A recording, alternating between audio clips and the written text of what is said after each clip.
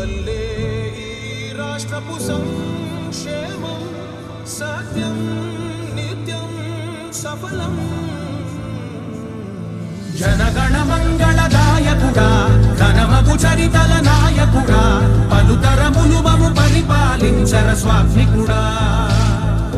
నవయుగ మేధో సైనికుడా సమయము తెలియని సేవకుడా యువన వ్యాంధ్రకు ప్రగతిని చూపర సాధకుడా వైతాళికుడా.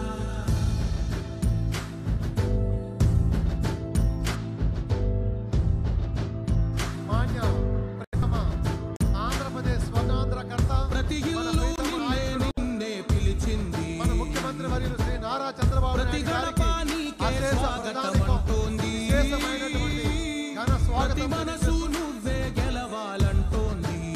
ముఖ్యమంత్రి వర్యుల వారికి సాధారణంగా స్వాగతం తెలియజేస్తూ పేదల సేవలో ప్రజా వేదిక మహోన్నతమైన వేదిక విజయనగరం జిల్లా చరిత్రలో శాశ్వతంగా యశోభరితంగా విజయనగరం జిల్లా చరిత్రలో దత్తిరాజేరు మండలంలో దత్తి గ్రామ చరిత్రలో శాశ్వతంగా శిలాక్షరాలతో సువర్ణ అక్షరాలతో లిఖించదగ్గ మహోన్నతమైనటువంటి ఈ రోజును ఈ ప్రజావేదికపై ఆశీనులు కావాల్సిందిగా స్వర్ణాంధ్ర రూపకర్త మాన్య శ్రీ నారా చంద్రబాబు నాయుడు స్వాగతం తెలియజేస్తూ ఈనాటి కార్యక్రమాన్ని ఆద్యంతం నడిపించవలసిందిగా గౌరవ జిల్లా కలెక్టర్ శ్రీ రామసుందర్ రెడ్డి గారు ఐఏఎస్ వారిని సాధారణంగా సవినయంగా కోరుకుంటూ గౌరవ జిల్లా కలెక్టర్ వారిని స్వాగత ఉపన్యాసం వెల్కమ్ అడ్రస్ అందించవలసిందిగా వారిని సాధారణంగా కోరుకుంటున్నాం.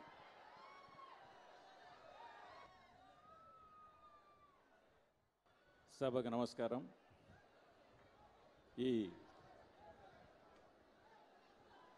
ఈ ప్రతిష్టాత్మకమైన ఎన్టీఆర్ భరోసా పెన్షన్ డిస్ట్రిబ్యూషన్ కార్యక్రమానికి మన దత్తి గ్రామానికి విచ్చేసిన గౌరవ ముఖ్యమంత్రి వర్యులకు జిల్లా ప్రజల తరపున హృదయపూర్వక స్వాగతం పలుకుతున్నాం. అలాగే వేదిక మీద ఉన్న మన మంత్రివర్యులు, గౌరవ ఎంపీ గారు, శాసనసభ్యులు, ఇతర ప్రజాప్రతినిధులు, గ్రామ ప్రజలు, ఇంకా పాత్రికేయ మిత్రులు అందరికీ నమస్కారం. సామాజిక భద్రతలో భాగంగా అర్హులైన ప్రతి వ్యక్తి కూడా గౌరవప్రదంగా బతకడం కోసం పెన్షన్ని గణనీయంగా పెంచి నేనున్నాను అని చెప్పి గౌరవ ముఖ్యమంత్రి వర్యులే ప్రతి నెలా కూడా మన గడప వద్దకు వచ్చి పెన్షన్ పంచడం అనేది చాలా శుభ పరిణామం. సార్, విజయనగరం జిల్లాలో 2,73,706 మంది పెన్షన్దారులు ఉన్నారు సార్. వీరికి 116.95 కోట్లు ప్రతి నెల పెన్షన్ పంపిణీ జరుగుతుంది సార్. మొదటి తారీఖునే సుమారుగా 97% పెన్షన్ పంపిణీ చేయడం జరుగుతుంది సార్. ఈరోజు కూడా 11 గంటలకంతా మేము 90% పెన్షన్ను పంపిణీ చేశాం సార్. ఈ గ్రామంలో దత్తి గ్రామంలో 706 మంది పెన్షన్దారులు ఉన్నారు సార్. వారికి 29.35 లక్షల రూపాయలు అందించడం జరుగుతుంది సార్. సార్, దీంతోపాటు మనము సూపర్ 6 పథకం ద్వారా అందిస్తున్న సంక్షేమ పథకాలు, అలాగే వినూత్నమైన P4 పథకం ద్వారా అందిస్తున్న సేవలు ప్రజల జీవన ప్రమాణాలు మెరుగుపరచడంలో ఎంతో తోడ్పడుతున్నాయి సార్. సంక్షేమంతో పాటు మనము అభివృద్ధి కూడా పెద్దపీట వేస్తూ స్వర్ణాంధ్ర విజన్ 2047 మీరు రూపొందించి మాకు ఇవ్వడం జరిగింది సార్. దాని మీద మేము మా జిల్లాకు 16.91% అభివృద్ధి రేటు సాధించాలని ఈ సంవత్సరానికి మేము టార్గెట్ నిర్ధారించుకోవడం జరిగింది సార్. ఈ టార్గెట్ మేము రీచ్ కావాలి అంటే మాకున్న గేమ్ చేంజర్స్ ఏమున్నాయి అని మేము చూసుకున్నాం సార్. దానిలో మాకు Bhogapuram international airport, coastal corridor, MSME parks, fishing jetty, అలాగే రాబో భారీ ఇరిగేషన్ ప్రాజెక్ట్స్ మాకు ఉన్నాయి సార్. వీటిని దృష్టిలో పెట్టుకొని మేము ప్రతి సెక్టార్లో కూడా మాకు గ్రోత్ ఇంజన్స్ ఏమున్నాయని చూసుకున్నాం సార్. ప్రైమరీ సెక్టర్లో చూసుకుంటే హార్టికల్చర్, యానిమల్ హస్బెండరీ, అలాగే సెకండరీ సెక్టర్లో చూసుకుంటే మ్యానుఫ్యాక్చరింగ్ అండ్ కన్స్ట్రక్షన్, అలాగే టెరిషరీ సెక్టర్లో చూసుకుంటే tourism, transportation, hotels, restaurants, IT sectors మాకు ప్రధానమైన గ్రోత్ ఇంజన్స్ లాగా మేము డిజైన్ చేసుకుంటున్నాం సార్. సార్, ఇవే కాకుండా మా జిల్లాకు సంబంధించి ముఖ్యమైన ఇరిగేషన్ ప్రాజెక్ట్స్ అయిన ఉత్తరాంధ్ర సుజల స్రవంతి, తోటపల్లి, తారక రామ తీర్థసాగర్ ప్రాజెక్ట్స్ మీద కూడా నేను ఇరిగేషన్ డిపార్ట్మెంట్లో ఉన్నప్పుడు మీ దగ్గర మీరు వీటన్నిటికీ దిశానిర్దేశం చేశారు సార్. దానికి మా జిల్లా ప్రజల తరపున హృదయపూర్వక ధన్యవాదాలు తెలుపుకుంటున్నాను సార్. ఈ సభను ప్రారంభించడానికి మీ అనుమతి కోరుతున్నాను సార్.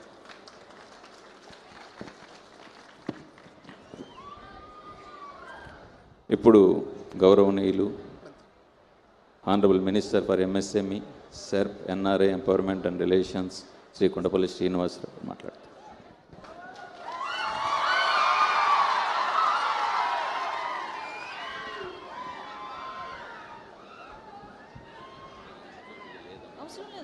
పేదల సేవలో కార్యక్రమానికి విచ్చేసినటువంటి మన ప్రియతమ నాయకులు, మన ఆశాజ్యోతి, నిరుపేద కుటుంబాలకి భగవంతులు, ఆంధ్రప్రదేశ్ నిర్మాణానికి, ఆంధ్రప్రదేశ్ యువతకు భవిష్యత్తును కల్పిస్తూ గడిచిన 30 సంవత్సరాలుగా ఆయన చేసినటువంటి ప్రయత్నంలో ఎంతో పెను మార్పులు తీసుకొచ్చినటువంటి మన ముఖ్యమంత్రి వర్యులు శ్రీ నారా చంద్రబాబు నాయుడు గారికి పాదాభివందనం చేసుకుంటూ స్వాగతం పలుకుతూ మనందరం కూడా హర్షాలతో వర్తించాలని కోరుకుంటున్నాను. మరి అలాగే మన విజయనగరం జిల్లా ఇన్ఛార్జ్ మంత్రివర్యులు అనితి గారికి, పార్లమెంటరీ సభ్యులు కలిసె టప్పలనాయుడు గారికి, మరి అలాగే జిల్లా కలెక్టర్ రామ్ సుబ్బారెడ్డి గారికి, ఇతర పెద్దలకు, ప్రజాప్రతినిధులకు, దత్తిరాజారు గ్రామస్తులకు, అలాగే పత్రికా మిత్రులకు అందరికీ కూడా పేరు పేరున నమస్కారాలు తెలియజేసుకుంటున్నాను.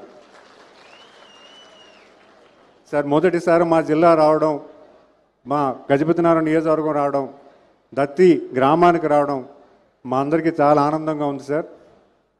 చెప్పాలి, ఎందుకంటే 3 రోజులు ఎప్పుడైతే మీరు వస్తున్నారని తెలిసిందో ఇక్కడ ఉన్నటువంటి 10 గ్రామాలు గడిచిన 3 రోజుల్లో ప్రతిరోజు దత్తి గ్రామానికి వచ్చి మీరు ఎప్పుడు వస్తారని 1000 కళ్ళతో వేచి చూస్తున్నారు సార్.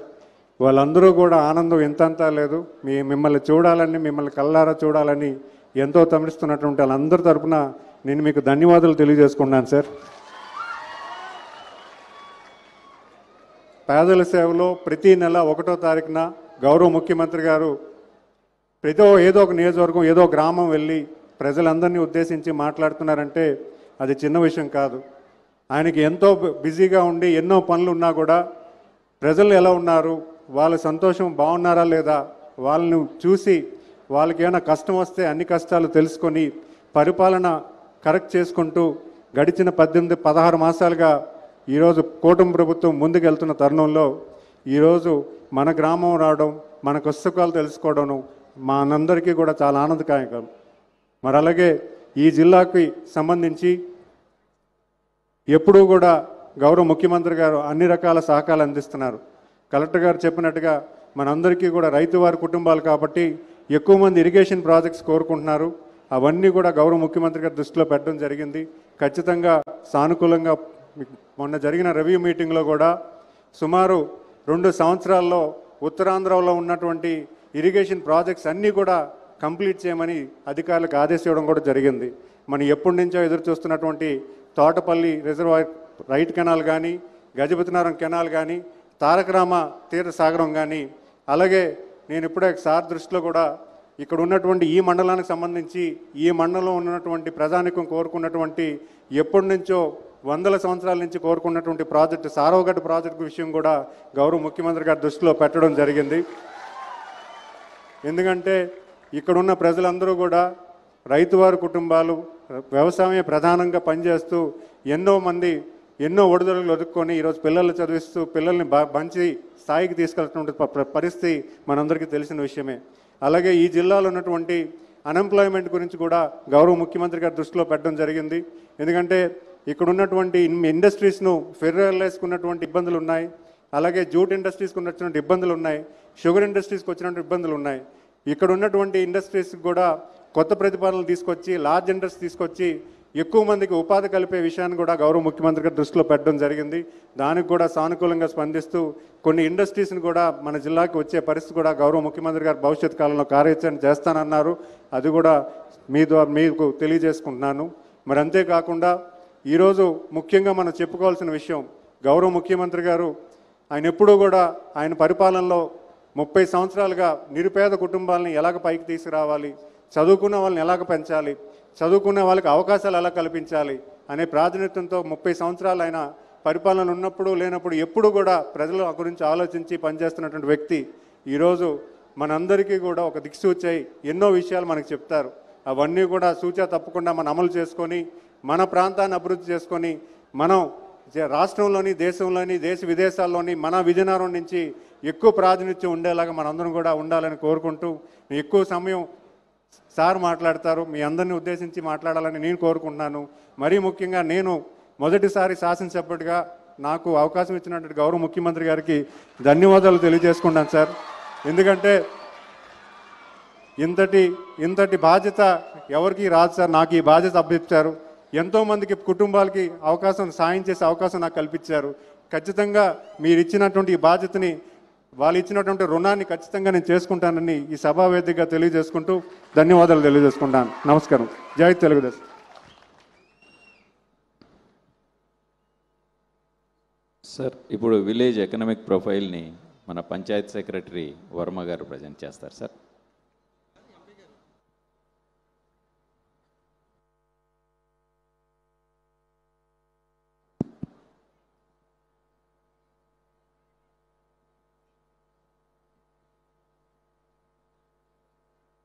సార్ నమస్తే సార్.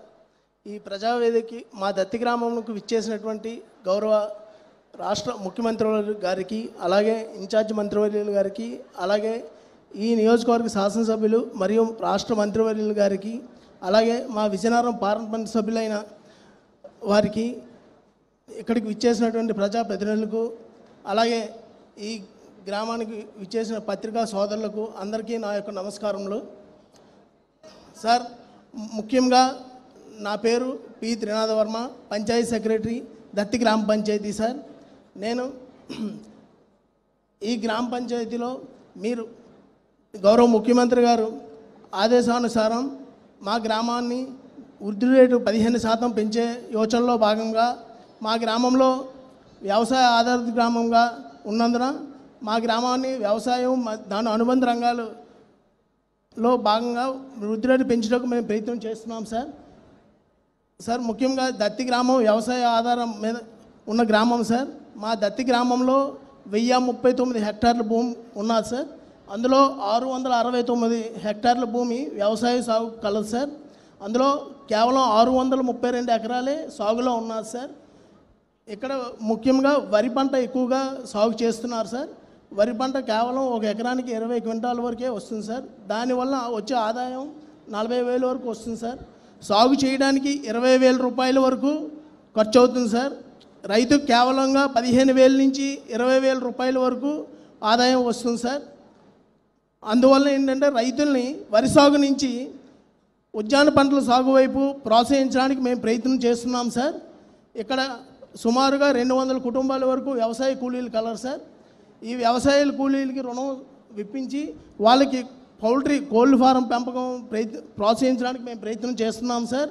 అలాగే పెరటకోళ్ళ పెంపకాన్ని కూడా మహిళలకు ప్రోత్సాహం చేస్తున్నాం సార్. ఇక్కడ ఈ గ్రామంలో సన్నకారు చిన్నకారు రైతులు ఎక్కువగా ఉన్నారు సార్. వాళ్ళకి రుణ సదుపాయం కల్పించి పశుపోషణ, గొర్రెలు మేకలు ప్రోత్సాహం చేద్దామనేసి అనుకుంటున్నాం సార్. తద్వారా వాళ్ళకి ఉన్న చిన్న కమ్మతాల్లో పచ్చగడ్డి వేసుకొని వాళ్ళు పశుపోషణ చేసుకోవడానికి ప్రయత్నం చేస్తున్నారు సార్. పాలు 400 లీటర్స్ వరకు వస్తున్నాయి సార్. ఇక్కడ 400 లీటర్స్ వరకు వస్తున్నాయి సార్. ఎన్ని ఉన్నాయి మిల్క్ యానిమల్స్? ఎన్ని ఉన్నాయి ఏ సార్? మిల్క్ యానిమల్స్ ఎన్ని ఉన్నాయి? ఎన్ని ఆవులు కానీ గేదెలు కానీ? ఆవులు కానీ గేదెలు కానీ 600 వరకు ఉన్నాయి సార్. రెండు బోతన్ 600 ఉంటే ఎన్ని పాలు వస్తున్నాయి? 400 లీటర్స్ వరకు వస్తున్నాయి సార్. ఆవరేజ్ 1 లీటర్ కూడా రాలా రాలా మరి? ఎక్కువ రావడంలా కదా అంటే సార్. అంటే ఆవులు గేదెలు కలిపి ఉన్నాయి సార్. అవునయ్యా, 400 లీటర్లే వస్తూ ఉంది. 600 గేదెలు కానీ ఆవులు కానీ ఉన్నాయి, అంతేనా సార్? కాబట్టి 1 లీటర్ అయినా ఆవరేజ్ రావాలి కదా. దాన్ని ఏ విధంగా చేయాలనో ఆ ఈల్డింగ్కి వెళ్ళాలి కదా నువ్వు. అవును సార్. మరి ఎందుకు సెక్రటరేట్ సార్? అది ప్రయత్నం చేస్తున్నాను సార్. Okay, carry on. చెప్తాను సార్. పంటలు ఏమేమి పండుతాయి ఇక్కడ? సార్ ఇక్కడ ఎక్కువగా వరి మామిడి పంటలు ఉన్నాయి సార్. వరి మామిడి ట్రెడిషనల్గా ఉంది, వారసత్వంగా వస్తున్నాయి. ఇప్పుడు వాణిజ్య పంటలు ఏం పడతాయి ఇక్కడ?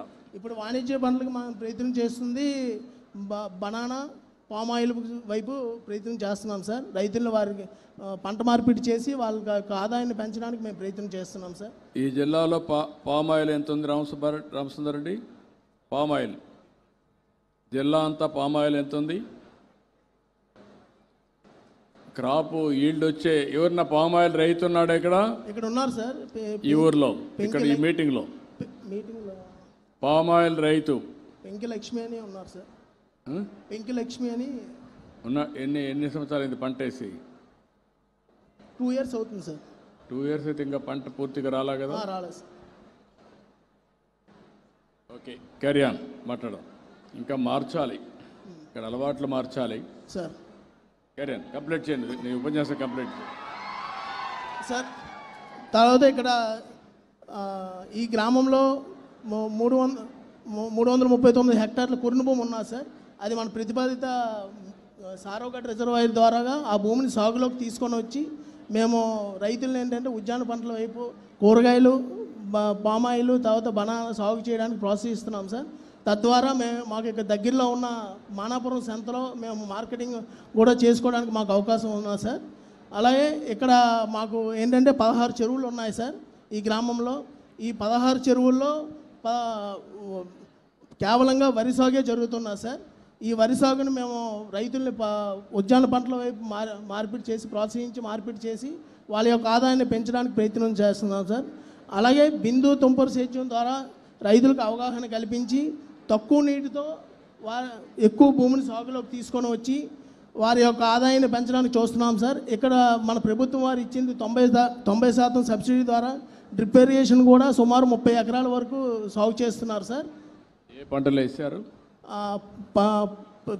ఇది ధాన్యాలు 10 ఎకరాల వరకు ఉన్నారు సార్. 10 మంది రైతులు వేశారు. ఏ ధాన్యం? పప్పు ధాన్యాలు సార్. పప్పు ధాన్యాలకి ఓకే, ఎంత ఆదాయం వస్తుంది? ఆదాయం దగ్గర ఒక 30,000 వరకు వస్తుంది సార్. ఏబీకే ఎవరయ్యా?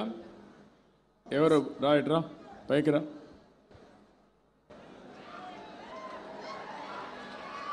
తరోగా ఉండాలి అందరూ. భవిష్యత్తులో ఏ ఊరికి వచ్చినా మీరు సరిగా పనిచేయకపోతే ప్రజల ముందు నిలబెడతాం మిమ్మల్ని అందరినీ. జాగ్రత్తగా ఉండండి. చేస్తున్నాం ప్రణాళికలు తయారు చేసేది అమలు చేయడానికి. రాయా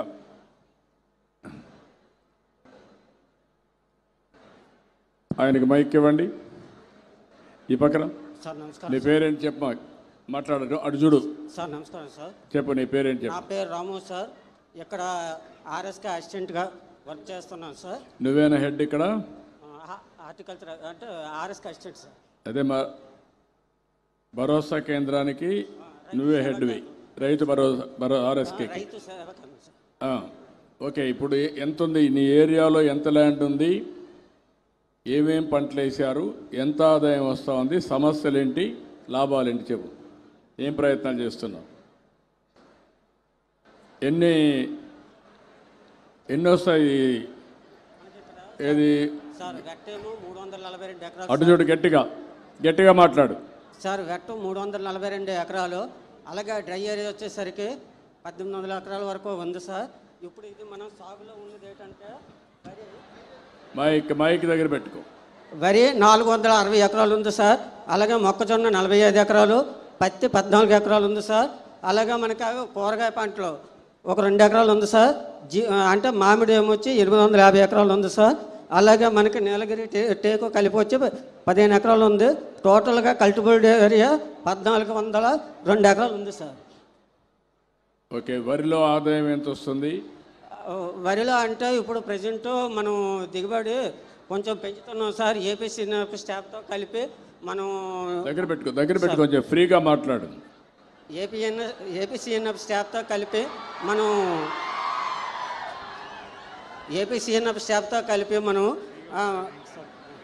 కానీ ఆయన మాట్లాడతాడు, కానీ దగ్గర పెట్టుకో.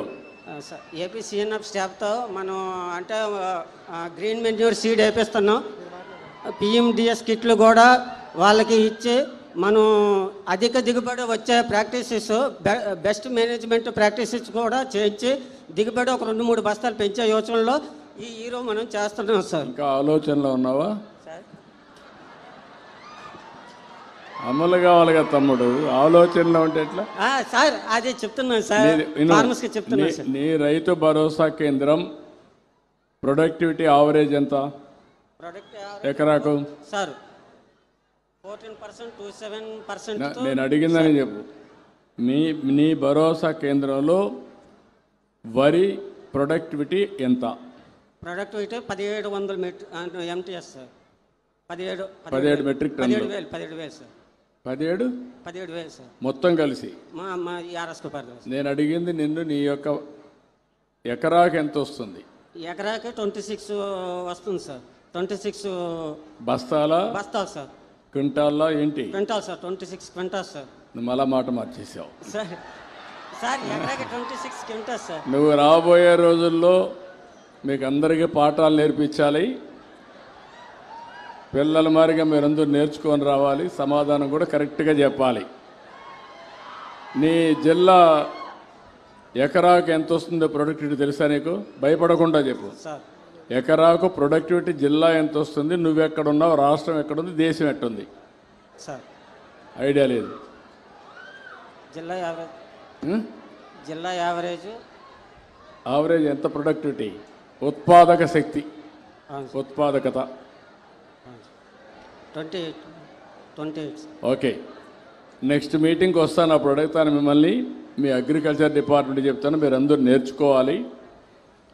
మీరందరూ చదువుకొని ఉద్యోగాలు వచ్చాయంటే మీరు అనేక వ్యవస్థలు తీసుకొచ్చాం. ఆ వ్యవస్థలు ప్రజలకు లాభం ఇవ్వాలి, ఫలితాలు ఇవ్వాలి. ఒక స్కూల్ ఉంటే పిల్లలు బాగా చదువుకోవాలి, చదువు చెప్పాలి. ఈరోజు మనం మీకు జీతాలు ఇచ్చినా, ఈరోజు సంక్షేమం ఇచ్చినా, ఒక రోడ్ వేసినా ప్రజలు కట్టే పన్నుల ద్వారానే ఇవన్నీ ఇస్తున్నాం. ఇచ్చినప్పుడు మీరందరూ బాధ్యతగా ప్రవర్తించాలి. కాబట్టి ఆ విషయం అంతా గుర్తుపెట్టుకోవాలి. ఏదో ఉన్నామంటే ఉన్నాం కాదు, మొక్కుబడి కాదు. ప్రజలు ఆనందంగా ఉండాలంటే వాళ్ళ ఆదాయం పెరగాలి, మెరుగైన పాలన ఉండాలి. నేను ఒక్కడ పని చేస్తే కాదు, నేను ఒక్కడ కాకుండా మీ అందరి దగ్గర పని చేయిస్తేనే వాళ్ళకు లాభం వస్తుంది. ఆ కార్యక్రమం జరగాల్సిన అవసరం ఉంది, దానికి శ్రీకారం చుడతాం. మీ అందరి పర్ఫార్మెన్స్ నెక్స్ట్ మీటింగ్ నుంచి ఏ ఊరిలో ఉండే రైతు భరోసా కేంద్రం మీ యొక్క పనితీరు ఎట్టుందో తీసుకొని వస్తా, చిట్టా తీసుకొని ఇక్కడికి వస్తా. నేను ఇంక ఆకస్మిక తనిఖీలకు కూడా వస్తాను, అది కూడా గుర్తుపెట్టుకోండి. ఎవరైనా సరిగా పని చేయకపోతే ఆ గ్రామానికే వస్తా, అక్కడే ప్రజల ముందర మిమ్మల్ని అడుగుతా, మీ దగ్గర సమాధానం చెప్పిస్తా, పని చేయిస్తా. సరేనా? కాబట్టి అందరూ సెక్రటరీ, మన గ్రామ సచివాలయం సెక్రటరియట్ కానీ, మీరు కానీ, పంచాయతీ కానీ, మండలం కానీ, అదే తమ్ముడు మొన్నటి వరకు విధ్వంసం అయింది, ఇప్పుడిప్పుడే మొత్తం మళ్ళా మెరుగు చేస్తున్నాక టైం పడుతుంది కదా. పై నుంచి కింది వరకు అందరూ మారాలి కదా. మారాలంటే ఒకప్పుడు ఏమీ చేయని వాళ్ళు ఇప్పుడిప్పుడు కదులుతున్నారు. రేపు రాబోయే రోజులు పరిగెత్తిస్తా, ఎవరికి అనుమానం అవసరం లేదు. ఓకే, నువ్వు కంప్లీట్ చేయండి. సార్, ఇక్కడ మా గ్రామంలో 400 హెక్టార్ల వరకు మామిడి పంట సాగు కూడా చేస్తున్నారు సార్. అక్కడ ఇక్కడ దగ్గరలో ఉన్న దళారుల వల్ల మార్కెటింగ్ రైతులు వాళ్ళకే ఇస్తున్నారు సార్. దాని విధంగా పంట నష్టం కూడా వాళ్ళు పొందుతున్నారు సార్. పంట నష్టం కూడా ఇబ్బంది పడుతున్నారు సార్. దాని గురించి మేము రైతులకు ఏంటంటే ప్రాసెసింగ్ యూనిట్స్ స్థాపించి వాళ్ళకి స్వచ్ఛమైన మామిడి తాండ్రని తయారు చేసి ఈ చుట్టుపక్కల ఉన్న గ్రామాలకి మరియు ఈ మానాపురం సంత దగ్గర మేము మార్కెటింగ్ చేయడానికి ప్రయత్నం చేస్తున్నాం సార్. అలాగే ఈ మా జిల్లాలోనే బేమాలి గ్రామం మామిడి తాండ్ర తయారీకి ప్రసిద్ధి చెందింది సార్. రాష్ట్రంలోనే ప్రసిద్ధి చెందింది సార్ అది. ఆ రైతులతో ఇక్కడ మా రైతులకి అవగాహన కల్పించి ప్రాసెసింగ్ యూనిట్స్ స్థాపించి మేము రైతుల్ని ప్రోత్సహిద్దామని చెప్పేసి మేము ఆలోచన చేస్తున్నాం సార్. అలాగే మహిళలకు ముద్ర మరియు స్త్రీనిధి లోన్ల ద్వారా మరియు ఎస్హెచ్జి ద్వారా సర్ప ద్వారాగా మేము లోన్లు వాళ్ళకి ఇప్పించి గౌరవ ముఖ్యమంత్రి తమ యొక్క ఆశయం మేరకు ఒక కుటుంబం ఒక వ్యవస్థాపకులు ద్వారా ఆశయం సాధిద్దామని చెప్పేసి మేము ప్రయత్నం చేస్తున్నాం సార్. ఈ విధంగా తెలియజేస్తున్నాం సార్.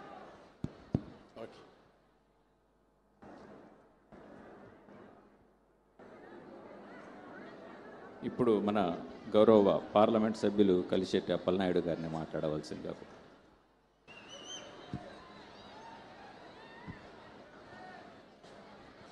గౌరవనీయులు,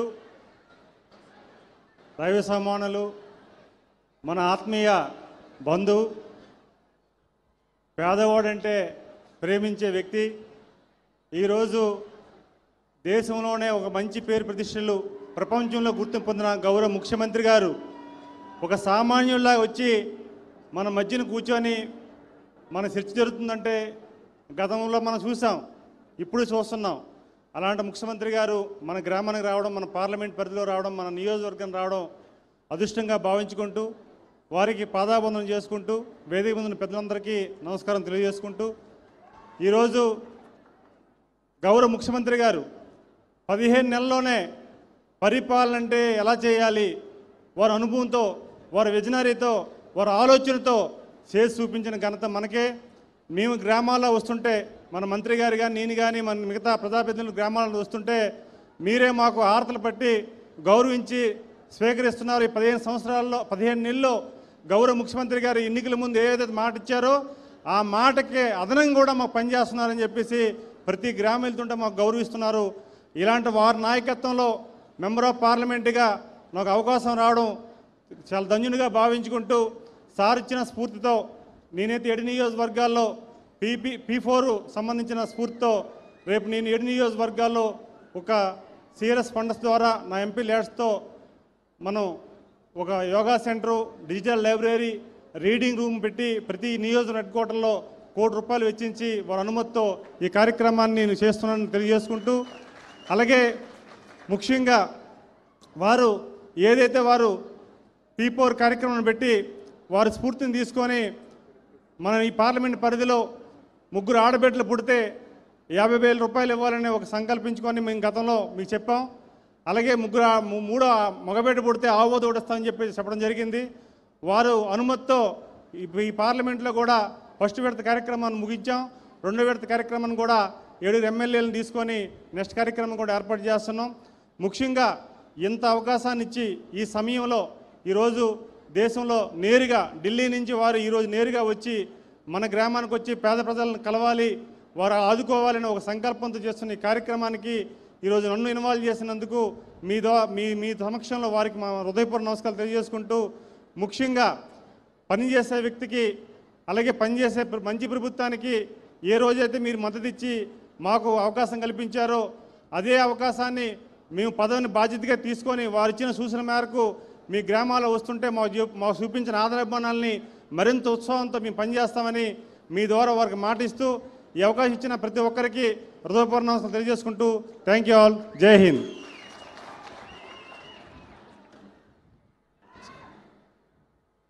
ఇప్పుడు మన హోమ్ మినిస్టర్ గారు శ్రీమతి అనిత గారు ప్రసంగిస్తారు. ఒక్క నిమిషం సార్. అందరికీ నమస్కారం అండి. ఈరోజు ఈ గ్రామానికి విచ్చేసిన మన మహానాయకుడు, సంక్షేమానికి వారధి, సంక్షోభం వస్తే నేనున్నానని నిల్చునే వ్యక్తి, అభివృద్ధిలో అతనికి సాటి లేని మరో వ్యక్తి, నాయకుడంటే ఇలా ఉండాలని చూపించిన మనందరి ప్రియతమ నాయకులు గౌరవ ముఖ్యమంత్రి గారు చంద్రబాబు నాయుడు గారికి ప్రత్యేకంగా ధన్యవాదాలు, నమస్కారాలు తెలియజేసుకుంటూ, సంక్షోభం ఈ రాష్ట్రానికి ఎప్పుడొచ్చినా కూడా గుర్తొచ్చే ఒకే ఒక నాయకుడు చంద్రబాబు నాయుడు గారు.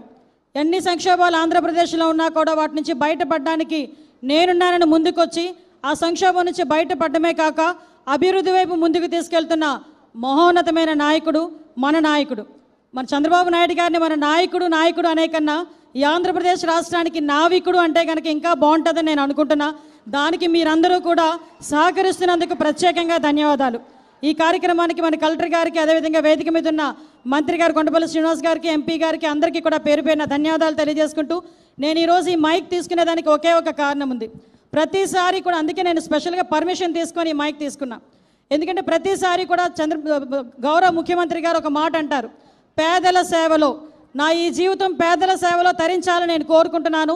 కాబట్టి ఏదైతే పెన్షన్ విధానాన్ని చేపట్టానో ఆ పెన్షన్ విధానాన్ని దేశంలోనే మన రాష్ట్రమే అత్యధికంగా పెన్షన్ ఇస్తుందని చెప్పడానికి, అదేవిధంగా పేదలకి నేనున్నానని చెప్పి ఈరోజు భరోసా కల్పించడానికి ప్రతి నెల కూడా 1వ తారీఖు అయ్యేసరికి ఏదో ఒక నియోజకవర్గంలోకి వచ్చి పేదల మధ్యన అతను గడిపి పేదల తాలూకా కష్ట సుఖాలు తెలుసుకొని తద్వారా తన ప్రణాళికను సిద్ధం చేసుకునే వ్యక్తి. ఇదే వ్యక్తిని ఇదే రోజు కరెక్ట్గా 22 సంవత్సరాల క్రితం తిరుపతి అలిపిరి గేటు దగ్గర ఇదే వ్యక్తిని ఆ రోజు 22 క్లైమోర్ మైన్స్ పెట్టి పేల్చి చంపడానికని ప్రయత్నించిన దుండగులు ఒకవైపు అయితే, ఆ రోజు ఆ వెంకన్న స్వామి ఏ దృష్టితో ఈ మహానుభావుడిని బతికి మన దగ్గర పంపించారో తెలియదు, కానీ ఈరోజు మనందరికీ కూడా అర్థమవుతుంది ఆ విషయం. మొన్న ఈ సందర్భంగా నేను చెప్పాలి, ఎందుకంటే అసెంబ్లీలో మొన్న నేను చూసినప్పుడు ఒకటి నేర్చుకున్నా. చంద్రబాబు నాయుడు గారిని చూస్తే ఇలాంటి మీటింగుల్లో ఒక సీఎంలా కనిపిస్తారు, అసెంబ్లీలో పవర్ పాయింట్ ప్రెజెంటేషన్ చేస్తే ఒక టీచర్లా కనిపిస్తారు, అదే ఒక వ్యాపారవేత్తల మీటింగ్లో కనిపిస్తే ఒక వ్యాపారవేత్తలా కనిపిస్తారు, ఒక ఆర్థిక శాస్త్రవేత్తల మీటింగ్లో కనిపిస్తే ఒక ఆర్థికవేత్తగా కనిపిస్తారు. అటువంటి వ్యక్తి ఈరోజు మన దగ్గర ముఖ్యమంత్రి స్థాయిలో ఉండి ఈయన ముఖ్యమంత్రిగా చూడని సంవత్సరాలు లేదు. ఈరోజు ఈ దేశంలోనే అత్యధికంగా ఎక్కువ సంవత్సరాలు ముఖ్యమంత్రిగా చేసిన వ్యక్తి మన చంద్రబాబు నాయుడు గారు, మన ముఖ్యమంత్రి గారు.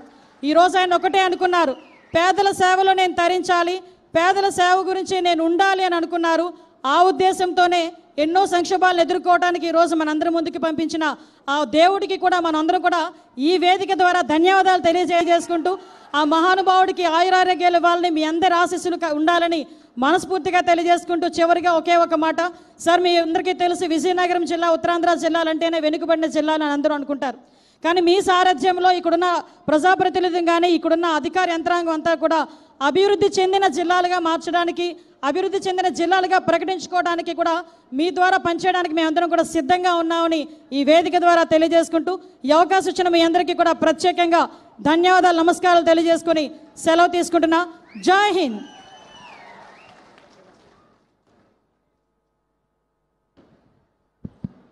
ఇప్పుడు మనం ఎంతగానో ఎదురు చూస్తున్న మన ప్రియతమ ముఖ్యమంత్రి వర్యులు మనల్ని ఉద్దేశించి ప్రసంగిస్తారు.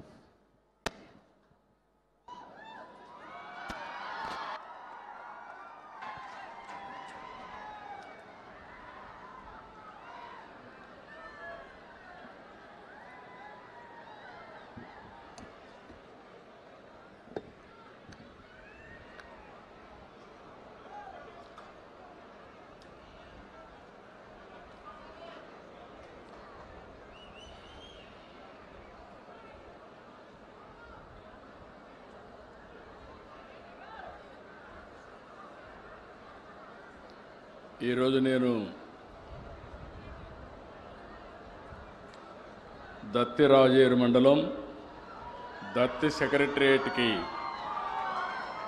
వచ్చినప్పుడు నేను చూస్తున్నా ఎంతో అభిమానంగా ఎంతో ఉత్సాహంగా స్వాగతం పలికిన గ్రామ పెద్దలందరికీ గ్రామస్తులందరికీ స్వాగతం, సుస్వాగతం, అభినందనలు, శుభాభినందనలు.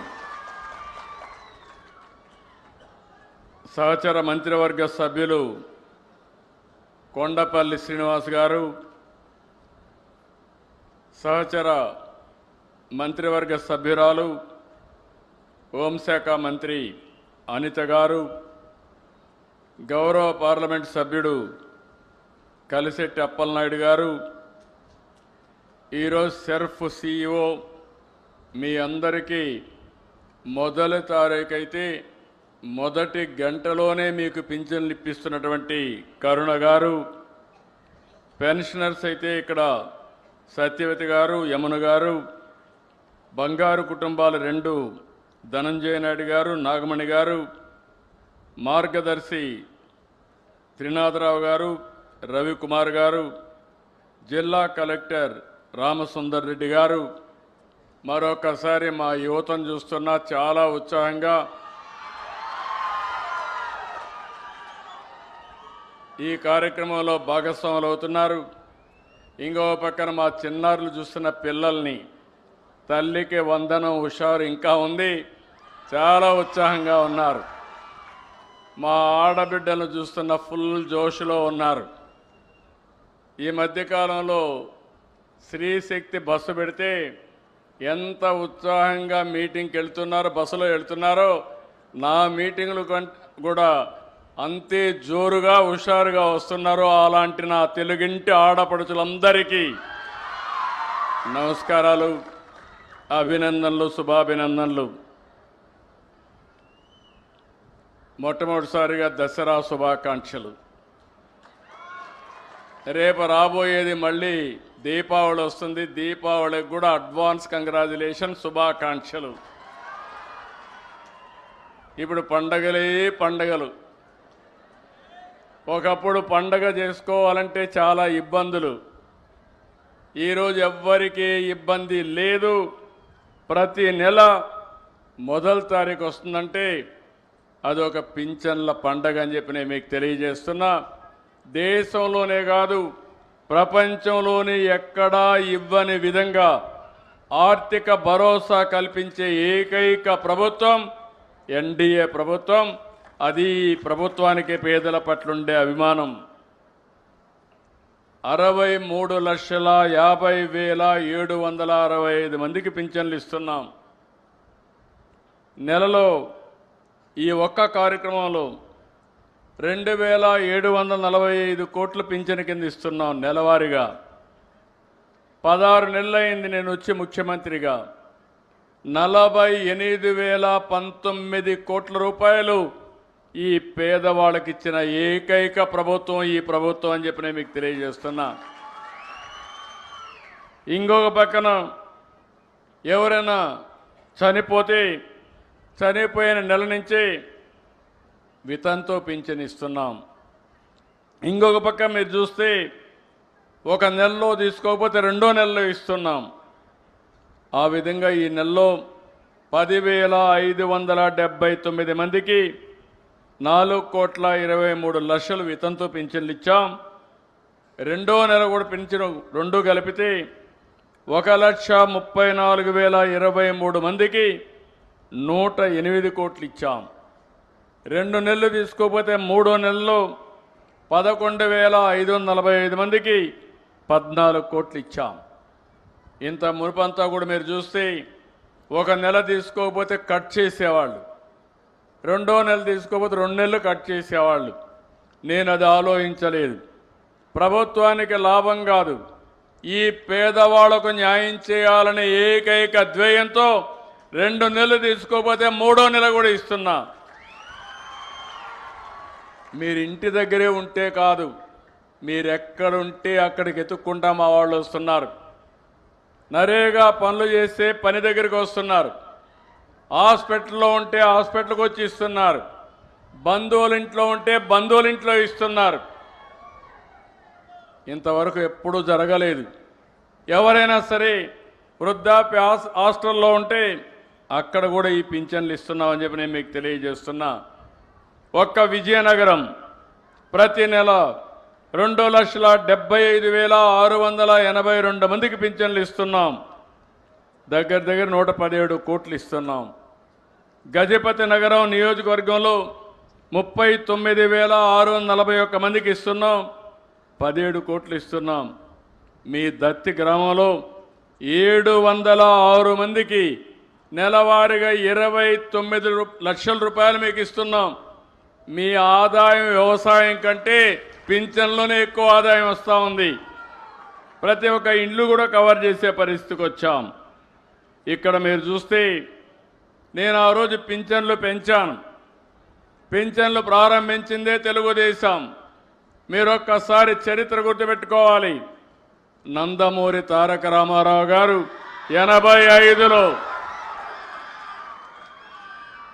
30 రూపాయలతో ప్రారంభించిన పింఛన్ ఇది. నేను 95లో ముఖ్యమంత్రి అయినప్పుడు 75 రూపాయలు చేశా. మళ్ళీ 2014లో ముఖ్యమంత్రి అయినప్పుడు 1000 రూపాయలు చేసి 2000 చేశా. 200ని 2000 అంటే దగ్గర 10 రెట్లు పెంచిన ఏకైక ప్రభుత్వం ఆ రోజు తెలుగుదేశం ప్రభుత్వం. ఆ తర్వాత మీరు చూస్తే మొన్న నేను వచ్చిన తర్వాత 24 ఏప్రిల్ నుంచే పెంచుతానని చెప్పాను. మీరు ఓట్లేసి జూన్లో వేశారు. పింఛను ఏప్రిల్ నుంచే మీకు ఇచ్చామంటే ఈ పేదవాళ్ళ పట్ల ఈ ప్రభుత్వానికి ఉండే అభిమానం అని చెప్పి మరొకసారి మీ అందరికీ విజ్ఞప్తి చేస్తున్నా. ఈరోజు భారతదేశంలో చాలా రాష్ట్రాలు ఉన్నాయి. ఏ రాష్ట్రంలో ఈ విధంగా పింఛన్లు ఇవ్వడం లేదు. ఈరోజు మీరు చూస్తే 4,000 వితంతువులకి వృద్ధులకి, 6,000 రూపాయలు దివ్యాంగులకి, ఎవరైనా కిడ్నీ పేషెంట్ ఉంటే అదే మరిగా డయాలసిస్ చేసుకుంటే 10,000 రూపాయలు ఇచ్చాం. అదే సమయంలో బెడ్కే పరిమితం అయిపోతే అలాంటి వాళ్లకు 15,000 ఇస్తున్నాం. అంటే ఈ ప్రభుత్వం ఒక మానవత్వంతో ఆలోచిస్తున్నాను. ఇంకో పక్క నేను రాకపోతే ఎవరైనా నిర్లక్ష్యం చేస్తారనే ఉద్దేశంతో ప్రతి నెల ఒక గ్రామానికి వచ్చి నేరుగా పర్యవేక్షిస్తున్నానంటే ఏ ఒక్కరికి ఇబ్బంది రాకూడదనే ఉద్దేశంతోనే ఈ కార్యక్రమాన్ని చేపట్టానని చెప్పి మీ అందరికీ తెలియజేస్తున్నా. రాష్ట్రంలో దేశంలో 29 రాష్ట్రాలు ఉన్నాయి. ఉత్తరప్రదేశ్ మనకంటే 3 రెట్లు ఎక్కువ ఉంది. పెద్ద రాష్ట్రం. వాళ్ళు ఇచ్చేది 560 కోట్లు. తెలంగాణ రాష్ట్రం నేనే ఆ రోజు సంపద సృష్టించాం. మనకంటే ఆదాయం ఎక్కువ వస్తుంది. ఈరోజు అక్కడ ఇచ్చేది 879 కోట్లు. హైయెస్ట్ వచ్చి తెలంగాణ 8,179 కోట్లు అయితే ఆంధ్రప్రదేశ్ రాష్ట్రం 33,000 కోట్ల రూపాయలు పేదవాళ్ళకి ఇస్తున్నామంటే అది మీ మీద నాకుండే అభిమానం, ప్రేమ అని చెప్పి నేను మీకు తెలియజేస్తున్నా. ఈ విషయాలు మీరు గుర్తుపెట్టుకోవాలి. ఎందుకు నేను ఈ విషయం చెప్తున్నానంటే 100 మంది ఉంటే 13 మందికి పింఛన్లు ఇస్తున్నాం. ఇంకో పక్క 59 మంది మా ఆడబిడ్డలకే పింఛన్లు ఇస్తున్నా. ఈరోజు మగవాళ్ళ కంటే కూడా ఆడబిడ్డలు అన్ని విధాలా పైకి తేవడానికి అనేక కార్యక్రమాలు తీసుకున్నామని చెప్పి కూడా నేను మీకు తెలియజేస్తున్నా. ఈరోజు మీరు చూసినప్పుడు 48,019 కోట్ల రూపాయలు ఖర్చు పెడితే 28,331 కోట్లు మా ఆడబిడ్డల చేతికి ఇస్తున్నారంటే దానికంటే సాటిస్ఫాక్షన్ నా జీవితంలో ఇంకొకటి ఉండదని చెప్పి తెలియజేస్తున్నా. ఈరోజు ఒక విషయం మీరు గుర్తుపెట్టుకోవాలి. నేనేదో ఒక పింఛన్తోనే సరిపెట్టలేదు. సూపర్ 6 చెప్పాం. సూపర్ హిట్ చేశామా లేదా అని మిమ్మల్ని అడుగుతున్నా. సూపర్ హిట్ చేశామంటే గట్టిగా చెప్పండి. సూపర్ 6ని సూపర్ హిట్ చేశామని గట్టిగా హర్షాన్ని, ఆమోదాన్ని తెలియజేయండి. పిల్లలు చూసి అడిగాను. 2 పిల్లలుంటే 2కి వస్తూ ఉంది. నేను రాష్ట్రమంతా చూస్తే 6 మంది పిల్లలుంటే 6 మందికి ఇచ్చాం. నేను ఒకే మాట చెప్పాను, ఎవరైనా రాకపోతే టెక్నికల్గా ప్రాబ్లం ఉంటే ఇక్కడే కలెక్టర్ చెప్తున్నా ఇమ్మీడియట్గా సార్ట్అవుట్ చేస్తారు. కానీ ఒక్కరికి కూడా ఇగ్నోర్ కావడానికి వీలు లేదు. అర్హులైన ప్రతి ఒక్కరికి పింఛన్లు ఇచ్చే బాధ్యత, తల్లికి వందనం ఇచ్చే బాధ్యత నాదని మరొక్కసారి మీ అందరికీ హామీ ఇస్తున్నా. ఈ కార్యక్రమంలో 63,77,000 మందికి ఇచ్చాం. 10,090 కోట్ల రూపాయలు శాంక్షన్ చేశాం. ఇదేదో మీకు డబ్బులు ఇవ్వడం కాదు, ఇది కేవలం పథకమే కాదు. ఈ పిల్లల అద్భుతమైన భవిష్యత్తుకు ప్రభుత్వం పెట్టే పెట్టుబడి, అది నేను ఇచ్చే భరోసా అని మరొకసారి మీ అందరికీ తెలియజేస్తున్నా. ఈరోజు మా ఆడబిడ్డలున్నారు, అప్పుడప్పుడు మర్చిపోతారు. దీపం పెట్టింది నేనే, గుర్తుందా తల్లి అని అడుగుతున్నా. 98, 99లో నా తల్లి పడిన కష్టం పడకూడదని నా ఆడబిడ్డలకు మొట్టమొదటిసారిగా దీపం సిలిండర్లు ఇచ్చా. అవునా కాదా అని అడుగుతున్నా ఇక్కడే ఆడబిడ్డలందరినీ. మళ్ళీ కొంతమంది ధరలు పెరిగాయని వాడకం మానేసి మళ్ళీ ఈరోజు 3 సిలిండర్లు ఉచితంగా గ్యాస్ ఇచ్చానంటే అది మా ఆడబిడ్డల పైన నాకుండే అభిమానం అని మరొక్కసారి తెలియజేస్తున్నాం. 1 కోటికి పైన ఇచ్చాం. 2,66 లక్షల సిలిండర్లు ఇచ్చాం. 1718 కోట్లు ఖర్చు పెట్టాం.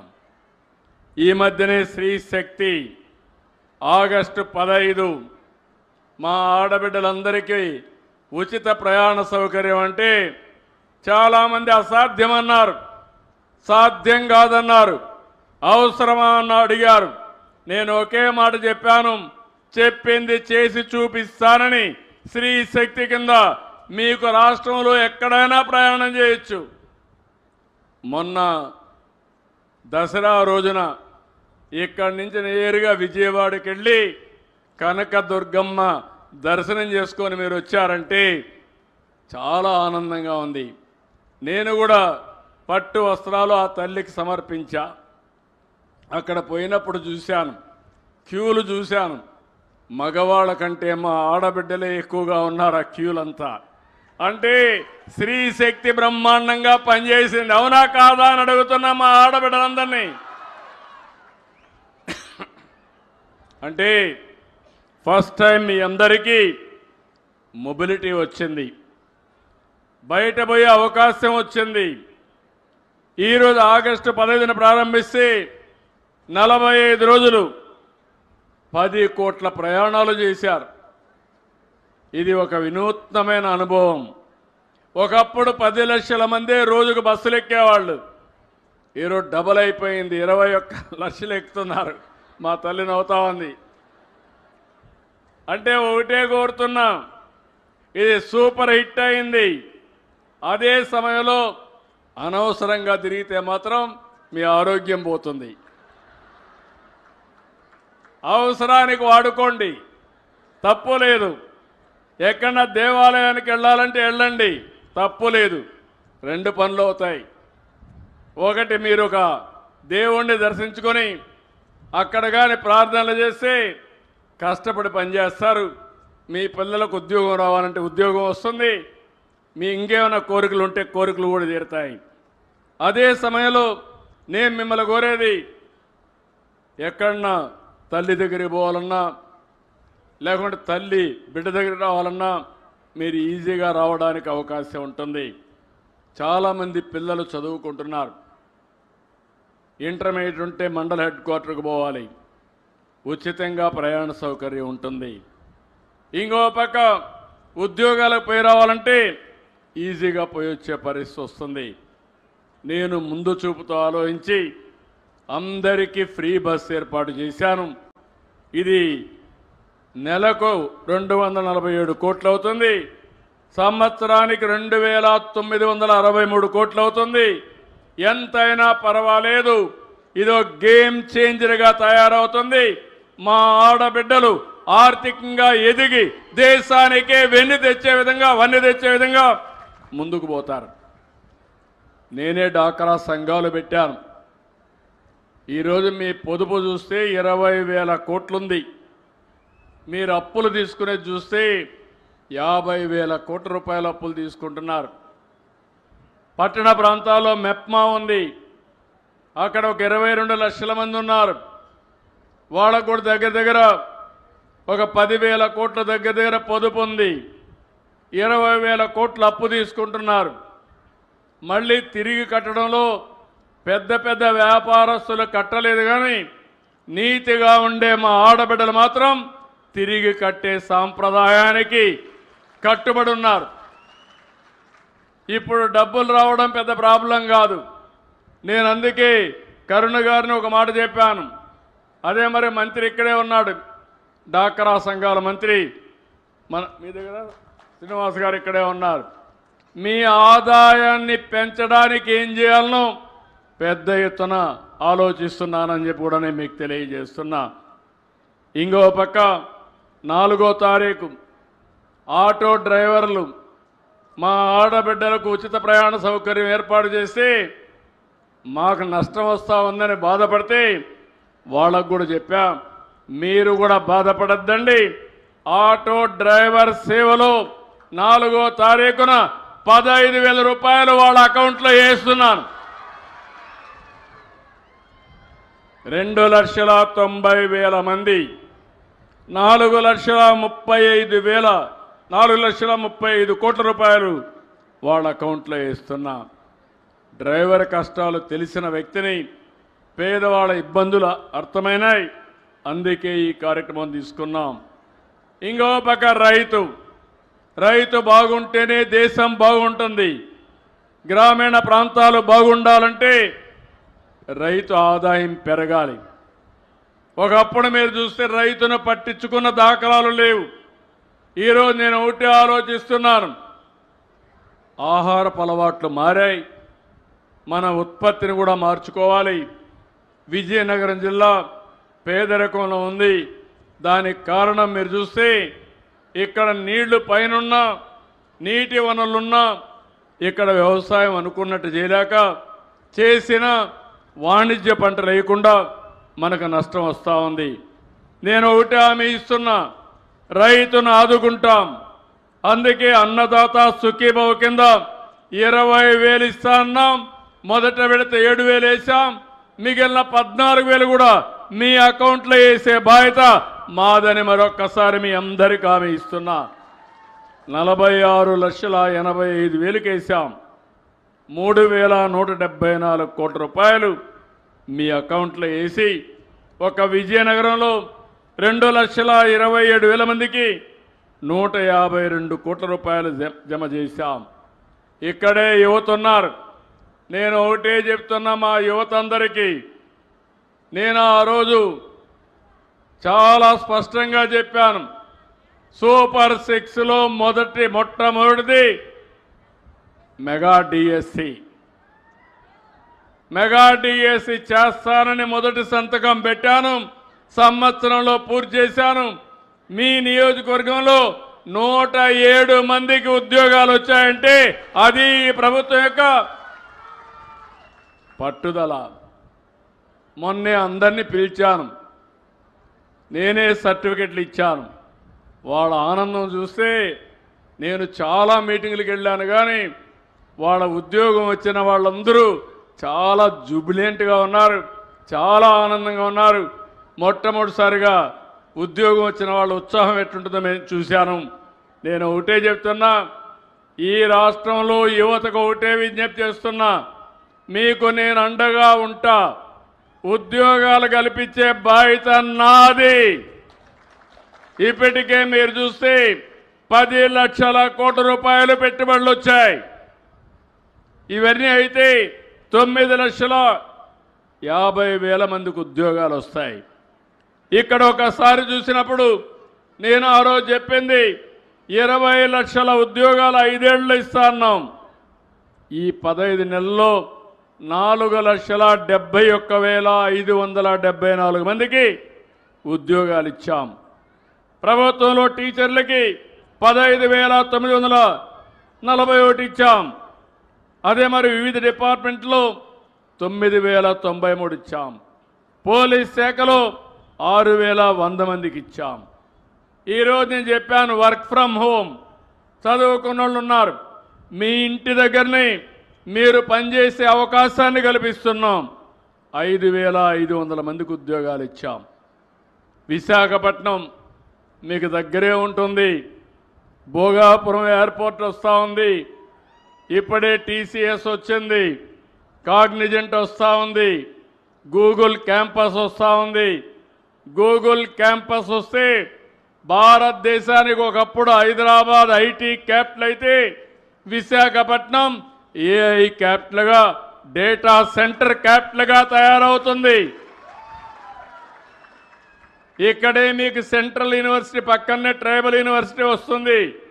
ఇక్కడ చదువుకుంటే నేరుగా విశాఖపట్నం పోయి వేరే ప్రపంచానికి పోయే పని లేకుండా ఉద్యోగాలు వస్తాయని చెప్పి కూడా నేను మీకు తెలియజేస్తున్నా. ఈరోజు అన్నా క్యాంటీన్ పేదవాళ్లకు 5 రూపాయలకే భోజనం పెడుతున్నాం. ఇంకా దీన్ని పెంచుతున్నాం. పెంచి ఎక్కడికక్కడ ఎలాంటి ఇబ్బందులు లేకుండా ముందుకు తీసుకుపోతున్నాం. తొందరలోనే అందరి ఆరోగ్యం కోసం హెల్త్ ఇన్సూరెన్స్ పెట్టాం. డబ్బులుండేవాళ్ళు లేని వాళ్ళని వ్యత్యాసం లేకుండా ప్రతి ఒక్కరికి 2,50,000 రూపాయలు యూనివర్సల్ హెల్త్ ఇన్సూరెన్స్ చేసిన పార్టీ ఇది. దేశంలో ఎక్కడా జరగలేదు, మన దగ్గరనే చేశాం. పేదవాళ్ళకి ఇప్పుడుండే దాన్ని కంటిన్యూ చేసి 25 లక్షల వరకు ఇస్తానని చెప్పి నేను మీ అందరికీ తెలియజేస్తున్నా. ఇంకో పక్కన ఈరోజు మీరు చూస్తే 2029కి అందరికీ ఇళ్ళు కట్టించే బాధ్యత నాది. 2 సెంట్లు పట్టణ ప్రాంతాల్లో, గ్రామీణ ప్రాంతాల్లో 3 సెంట్లు ఇస్తాం. ఈ నెలలోనే దీపావళి కంటే ముందు 3 లక్షల ఇండ్లకు గృహప్రవేశం చేసి వాళ్ళందరికీ నిజమైన దీపావళి పండుగ ఏర్పాటు చేసే బాధ్యత మాదని మీ అందరికీ ఆమె ఇస్తున్నా. ఇంకొక 6 లక్షల ఇండ్లు రాబోయే సంవత్సరం జూన్ లోపల పూర్తి చేస్తాం. నిన్న మొన్న మీరు చూశారు, మీ అందరికీ దసరా, దీపావళి, జిఎస్టీ వచ్చింది. దీనివల్ల సూపర్ జిఎస్టీ వల్ల మీ పొదుపు కూడా సూపర్గా చేసుకునే అవకాశం వచ్చింది. ధరలు తగ్గాయి, పెనుగోలు శక్తి పెరిగింది, మీ ఆదాయం పెరుగుతుంది. మీరు వాడే అన్ని వస్తువులను మీరు చూస్తే నిత్యావసర వస్తువులు కానీ, మందులు, వ్యవసాయ పరికరాలు, కారు కావాలంటే కారు కూడా ధర తగ్గింది, ఎలక్ట్రానిక్ వస్తువుల ధరలు తగ్గాయి. ఈ విధంగా మొత్తం పేద మధ్యతరగతి కుటుంబాలకి వెసులుబాటు కల్పిస్తూ ఎక్కడ కూడా కన్ఫ్యూజన్ లేకుండా, ఒకప్పుడైతే ఎంత ఇస్తారో తెలిసేది కాదు. ఈరోజు 2,5,18,0 పేదవాళ్ళు వాడే వస్తువులకి ట్యాక్స్ లేదు. కొన్ని వస్తువులకు 5%. బాగా పెద్దవాళ్ళు ఉంటే అలాంటి వస్తువులకు మాత్రం 18% చేశారు. దీనివల్ల రాష్ట్రంలో 8,000 కోట్ల రూపాయల ఆదాయం తగ్గుతుంది. తగ్గినా పర్వాలేదు, మా పేద ప్రజలకి 8,000 కోట్ల రూపాయల ఆదాయం వస్తుందని చెప్పి మీ అందరికీ తెలియజేస్తున్నా. కొత్త స్లాబ్ల వల్ల ప్రతి నెల దగ్గర 1,500 రూపాయలు మీకు ఆదా అవుతుంది. ఇంకో పక్క శుభవార్త, నేను ఒక మాట చెప్పాను, నేను కష్టపడతాను, నా అనుభవంతో పనిచేస్తాను, ప్రభుత్వాన్ని ఘాట్లో పెడతాను, సమర్థత పెంచుతాను, అభివృద్ధి, సంక్షేమం, సుపరిపాలన ఒక పద్ధతి ప్రకారం తీసుకుపోతానని చెప్పాను. ఈరోజు నేను అడుగుతున్నాను, ఈ ప్రభుత్వ సమర్థ పాలనలో అర్హులైన ప్రతి ఒక్కరికి సంక్షేమ కార్యక్రమాలు అందిస్తున్నాం. ఇప్పుడు నేనే ఒక కిడ్నీ పేషెంట్ ఇంటికి వెళ్ళాను. దురదృష్టం వెంటాడింది. తల్లి ముందుకొచ్చింది, కిడ్నీ తల్లి డొనేట్ చేసింది, ఆపరేషన్ చేసుకున్నాడు, ఉన్న 3 ఎకరాలు అమ్మేశాడు. అప్పట్లోనే నేను 1,60,000 రూపాయలు డబ్బులు కూడా ఇచ్చాను. కానీ అప్పులు చేసి కిడ్నీ ట్రాన్స్ప్లాంటేషన్ చేసుకున్నాడు. దినదినం గండంగా భావిస్తున్నాడు. ఈరోజు నేను వచ్చి అలాంటి కిడ్నీ పేషెంట్కి 10,000 రూపాయలు ఇచ్చాను. అది ఇచ్చినప్పుడు నాకు అనిపించింది నా జన్మ సార్థకమైందని చెప్పి ఆనందపడుతున్నాను. అదే సమయంలో ఆ తల్లికి 6,000 ఇచ్చాం. అంటే ఇతనికి 1,20,000 వస్తుంది, తల్లికి దగ్గర 72,000 వస్తుంది. 2 పిల్లలున్నారు, 2 పిల్లలకు ఒకటే చెప్పాను, 15,000 రూపాయలు వేసాం. మొన్నే తల్లికి వందనం వల్ల 26,000 వచ్చింది. అంటే మీరు గుర్తుపెట్టుకోవాల్సింది, ఒక కుటుంబానికి దగ్గర 2,20,000 రూపాయలు ఈ ప్రభుత్వంలో వచ్చిందంటే దానికంటే తృప్తి ఉంటుందో మీరు ఒక్కసారి ఆలోచించమని మిమ్మల్ని అందరినీ కోరుతున్నాను. అర్హులందరికీ న్యాయం చేయాలి, దానికోసం ఈ ప్రభుత్వం ఉన్నాం. ఇంకో పక్క సమర్థత పెంచుతున్నాం. ఒకప్పుడు విద్యుత్ ధరలు విపరీతంగా పెంచారు, 9 సార్లు పెంచారు. 32,000 కోట్ల రూపాయలు మీ మీద భారం వేశారు. నేను వస్తానే చెప్పాను. నేను వచ్చిన తర్వాత విద్యుత్ రంగం పనితీరు మెరుగవుతుంది, ధరలు తగ్గించకపోయినా పెంచనని చెప్పా. కానీ ఈరోజు వాళ్ళు పెంచిన ధర కూడా ట్రూ ఆఫ్ ఛార్జెస్ని తగ్గించిన ఘనత ఈ ప్రభుత్వానిదే అని చెప్పి నేను మీకు తెలియజేస్తున్నా. నవంబర్ 13 నుంచి మీకు వేసినటువంటి ట్రూ ఆఫ్ ఛార్జెస్ అన్నీ 13 పైసలు యూనిట్కి తగ్గుతాయి. ఆ తర్వాత ఒకటి హామీ ఇస్తున్నా, కరెంటు ఛార్జీలు పెంచమన్నాం, పెంచాం. అవసరమైతే కరెంటు ఛార్జీలు తగ్గించే దిశగా నా పరిపాలన ఉంటుందని మరొక్కసారి మీ అందరికీ హామీ ఇస్తున్నా. ఎక్కడికక్కడ వోల్టేజ్ ఉంటుంది, కరెంటు కట్టులుండవు, ధరలు పెరగవు. మీ ఇంటి మీదనే కరెంటు తయారు చేసుకునే వ్యవస్థ, మీ పొలంలో కరెంటు తయారు చేసుకునే విధంగా ఉచితంగా పెట్టిస్తా. నేను ఒకటే మిమ్మల్ని కోరుతున్నాను, రైతుల ముందుకొస్తే మీ పొలాల్లోనే సోలార్ పెట్టిస్తాం. మీరు అది పెట్టుకుంటే మీరు నీళ్లు మీరే తోడుకోవచ్చు. ఒకవేళ మిగిలిన కరెంటు ఉంటే గ్రిడ్కి ఇవ్వండి, మీరు వాడుకోవాలంటే ఇంటికి వాడుకోండి. మీకు వాహనాలుంటే ఛార్జ్ చేసుకోవడానికి వాడుకోండి, కరెంటు వాహనాలు పెట్టుకొని. అప్పుడు ఇంక డబ్బులు కట్టే పరిస్థితి కూడా లేదు. ఒకవేళ కానీ ఎప్పటికప్పుడు మీ దగ్గర కరెంటు లేనప్పుడు గ్రిడ్కి ఇచ్చి మీకు అవసరమైనప్పుడు మళ్ళా తీసుకునే ఏర్పాటు కూడా చేస్తాను. నేను ఒకటే ఆలోచిస్తున్నాను, వెనుకబడిన వర్గాలు ఉన్నారు ఈ జిల్లాలో, మీకు ప్రత్యేకంగా ఒక కార్యక్రమం తీసుకొచ్చాం. మీ ఇంటి మీద మీరు కరెంటు ఉత్పత్తి చేసుకుంటే 3 కిలోవాట్ల వరకు 98,000 రూపాయలు సబ్సిడీ ఇస్తా. దానికంటే ఎక్కువ ఉంటే అప్పు తీసుకొని మీరు కరెంట్ ఛార్జీలు కట్టే డబ్బులు దానికి కడితే ఇది మీ సొంతం అవుతుంది. తర్వాత ఉచితంగా కరెంటు వాడుకునే అవకాశం వస్తుంది. షెడ్యూల్ కులాలైతే, షెడ్యూల్ తెగలైతే 2 కిలోవాట్ల వరకు నేను ఉచితంగా కరెంటు పెట్టిస్తా. మీరు ఒక్క పైసా కట్టే పరిస్థితి ఉండదని చెప్పి కూడా నేను మీకు తెలియజేస్తున్నా. ఇలాంటి కార్యక్రమాలతో మనం ముందుకు పోతున్నాం.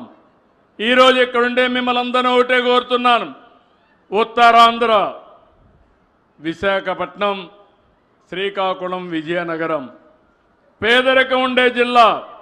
ఈరోజు మీరు ఇక్కడ చూస్తే నేను సీఎంగా ఉన్నప్పుడే వంశధార, నాగావళి ఇవన్నీ కూడా అప్పుడే ఇక్కడే తోటపల్లి, అదే మరిగా ఆ రోజే మనం ప్రారంభించాం, అనేక ప్రాజెక్టులు ప్రారంభించాం.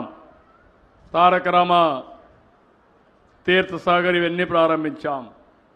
ఈరోజు ఉత్తరాంధ్రలో 2,000 కోట్లు ఖర్చు పెట్టి 100% అన్ని ప్రాజెక్టులు 2 సంవత్సరాల లోపల పూర్తి చేసే బాధ్యత నాదని మరొకసారి మీ అందరికీ హామీ ఇస్తున్నా. తారక రామ, తీర్థసాగర్ నేనే ఫౌండేషన్ వేశాను. ఎప్పుడు వేశానంటే 2000 ఆ ప్రాంతంలో వేశాను. 25 ఏళ్ళైనా ఇంకా పూర్తి కాలేదు, ఇమ్మీడియట్గా పూర్తి చేస్తాం. తోటపల్లి రిజర్వాయర్కి నేనే ఆ రోజు ఫౌండేషన్ వేసి మళ్ళీ నేనే పూర్తి చేశాను, మళ్ళీ వదిలేశారు. కుడి కాలువ, గజపతి నగర్ కాలువలు పూర్తి చేస్తాం. ఇంకో పక్కన ఈ జిల్లాలో మీరు కొన్ని విషయాలు కూడా చెప్పారు. ఇప్పటికే మీరు ఒక్కసారి ఆలోచిస్తే మొత్తం ఉత్తరాంధ్రలో రాబోయే రోజుల్లో అనేక అభివృద్ధి కార్యక్రమాలు చేస్తాం. విశాఖపట్నం స్టీల్ ప్లాంట్ కాపాడాం, 11,440 కోట్లు ఇప్పించాం.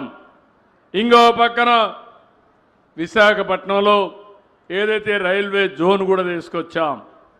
ఇంకో పక్కన ఆర్సీఆర్ మితలైతే 1,47,00,000తో స్టీల్ ప్లాంట్ ఏర్పాటు చేస్తున్నారు. విశాఖపట్నం ఒక ఐటీ క్యాపిటల్గా తయారవుతుంది. టీసీఎస్ వస్తూ ఉంది, కాగ్నిజెంట్ వస్తూ ఉంది, గూగుల్ వస్తుంది, ఎక్సెంచర్స్ వస్తాయి.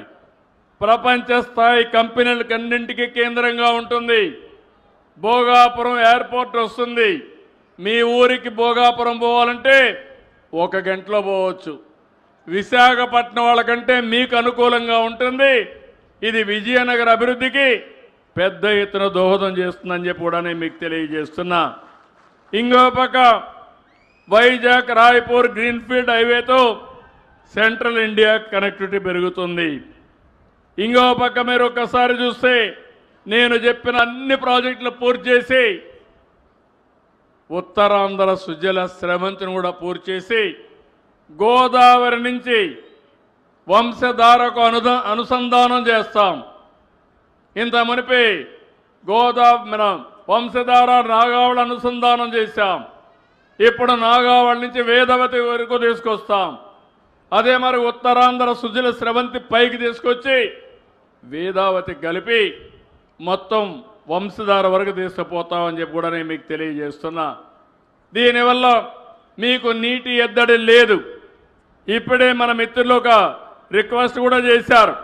ఆ రిక్వెస్ట్ని చూస్తే ఏదైతే సార్వగడ్డ మినీ రిజర్వాయర్ 26 కోట్లు అవుతుంది. దత్తి రాజేరు గజపతి నగర మండలాలకి పెద్ద ఎత్తున నీటి వనరులు కల్పించే పరిస్థితి వస్తుంది. 27 కోట్లు అవుతుంది.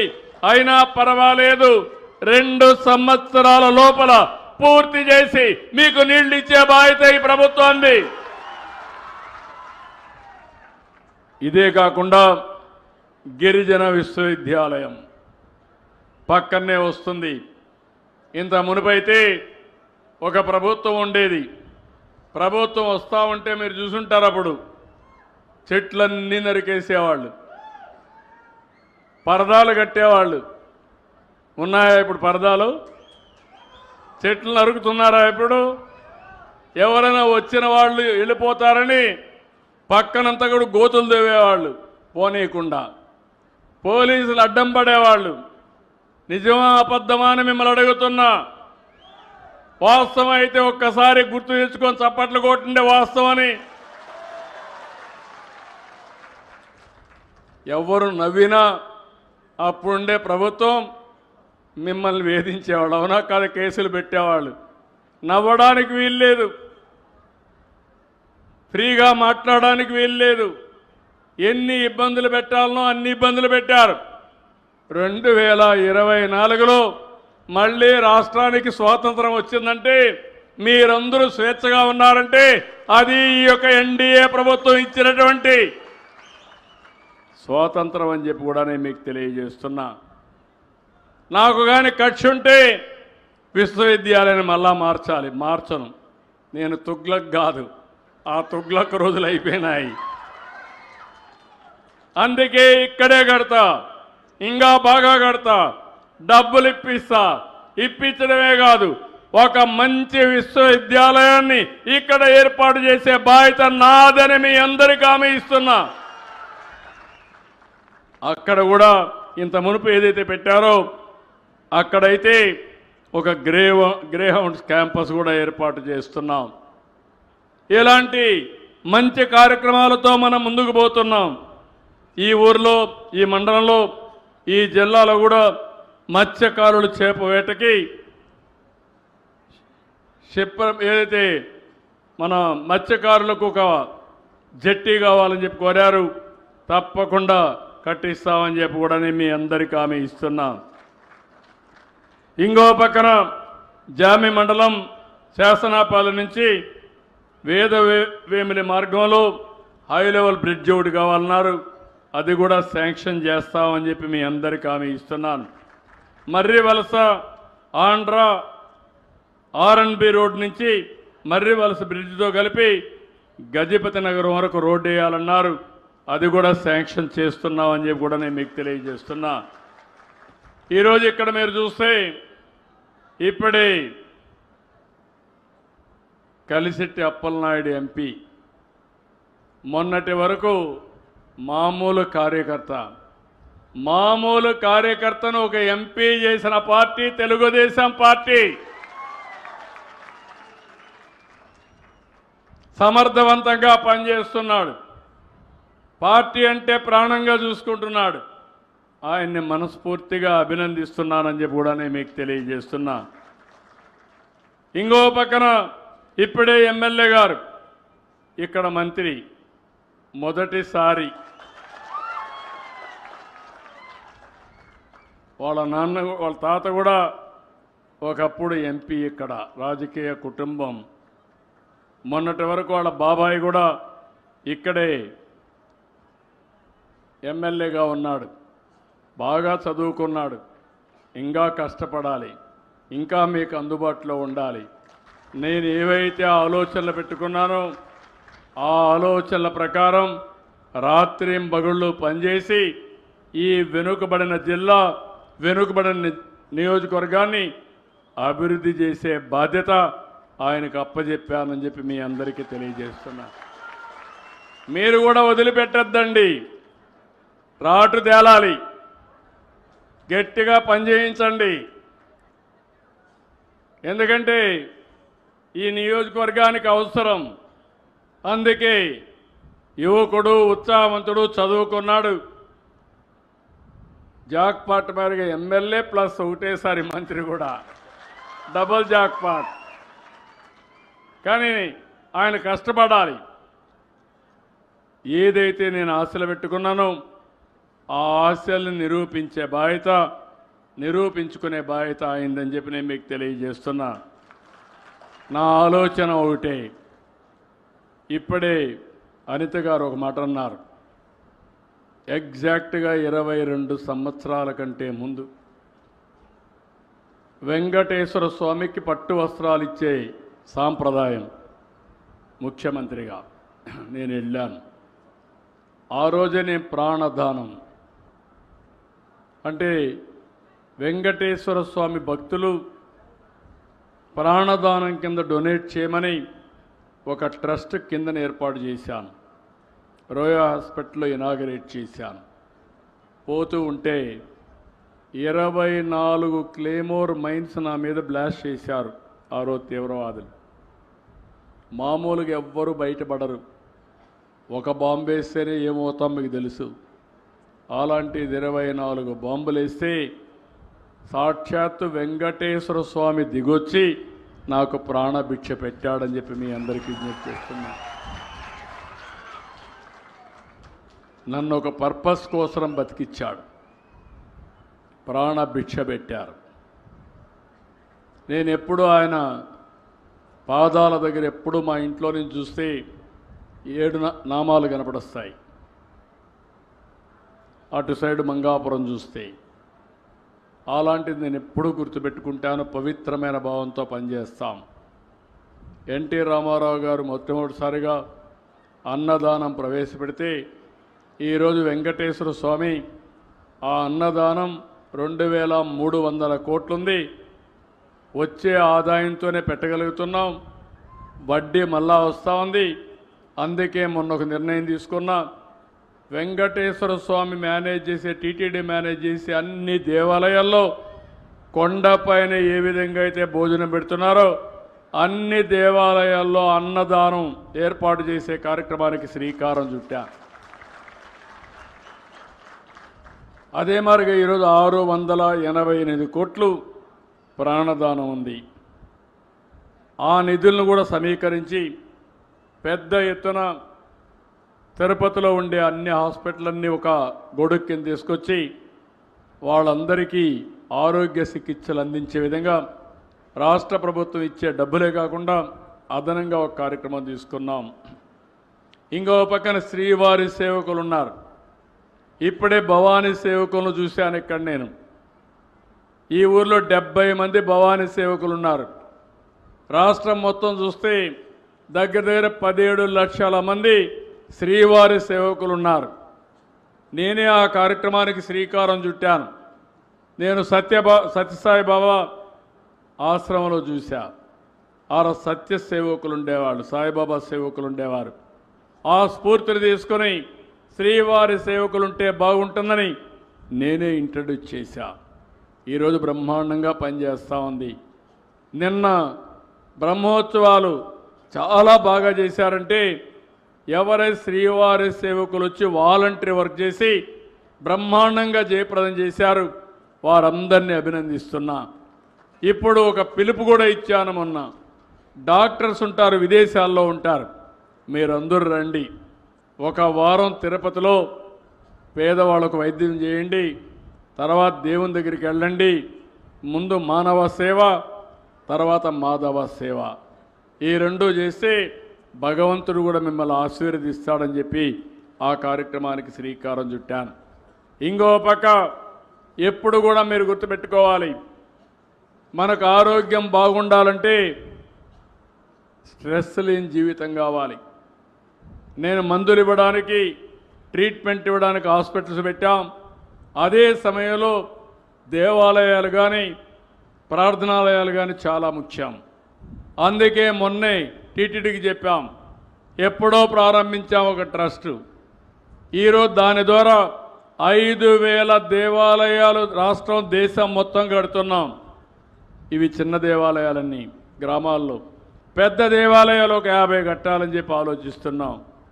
ఇది కూడా ఈ దేవాలయాలు ఉంటే దేవుణ్ణి నమ్మేవారు అక్కడికి పోయి పూజలు చేసి వస్తే మీకు ఆరోగ్యం బాగుంటుంది, స్ట్రెస్ తగ్గుతుంది.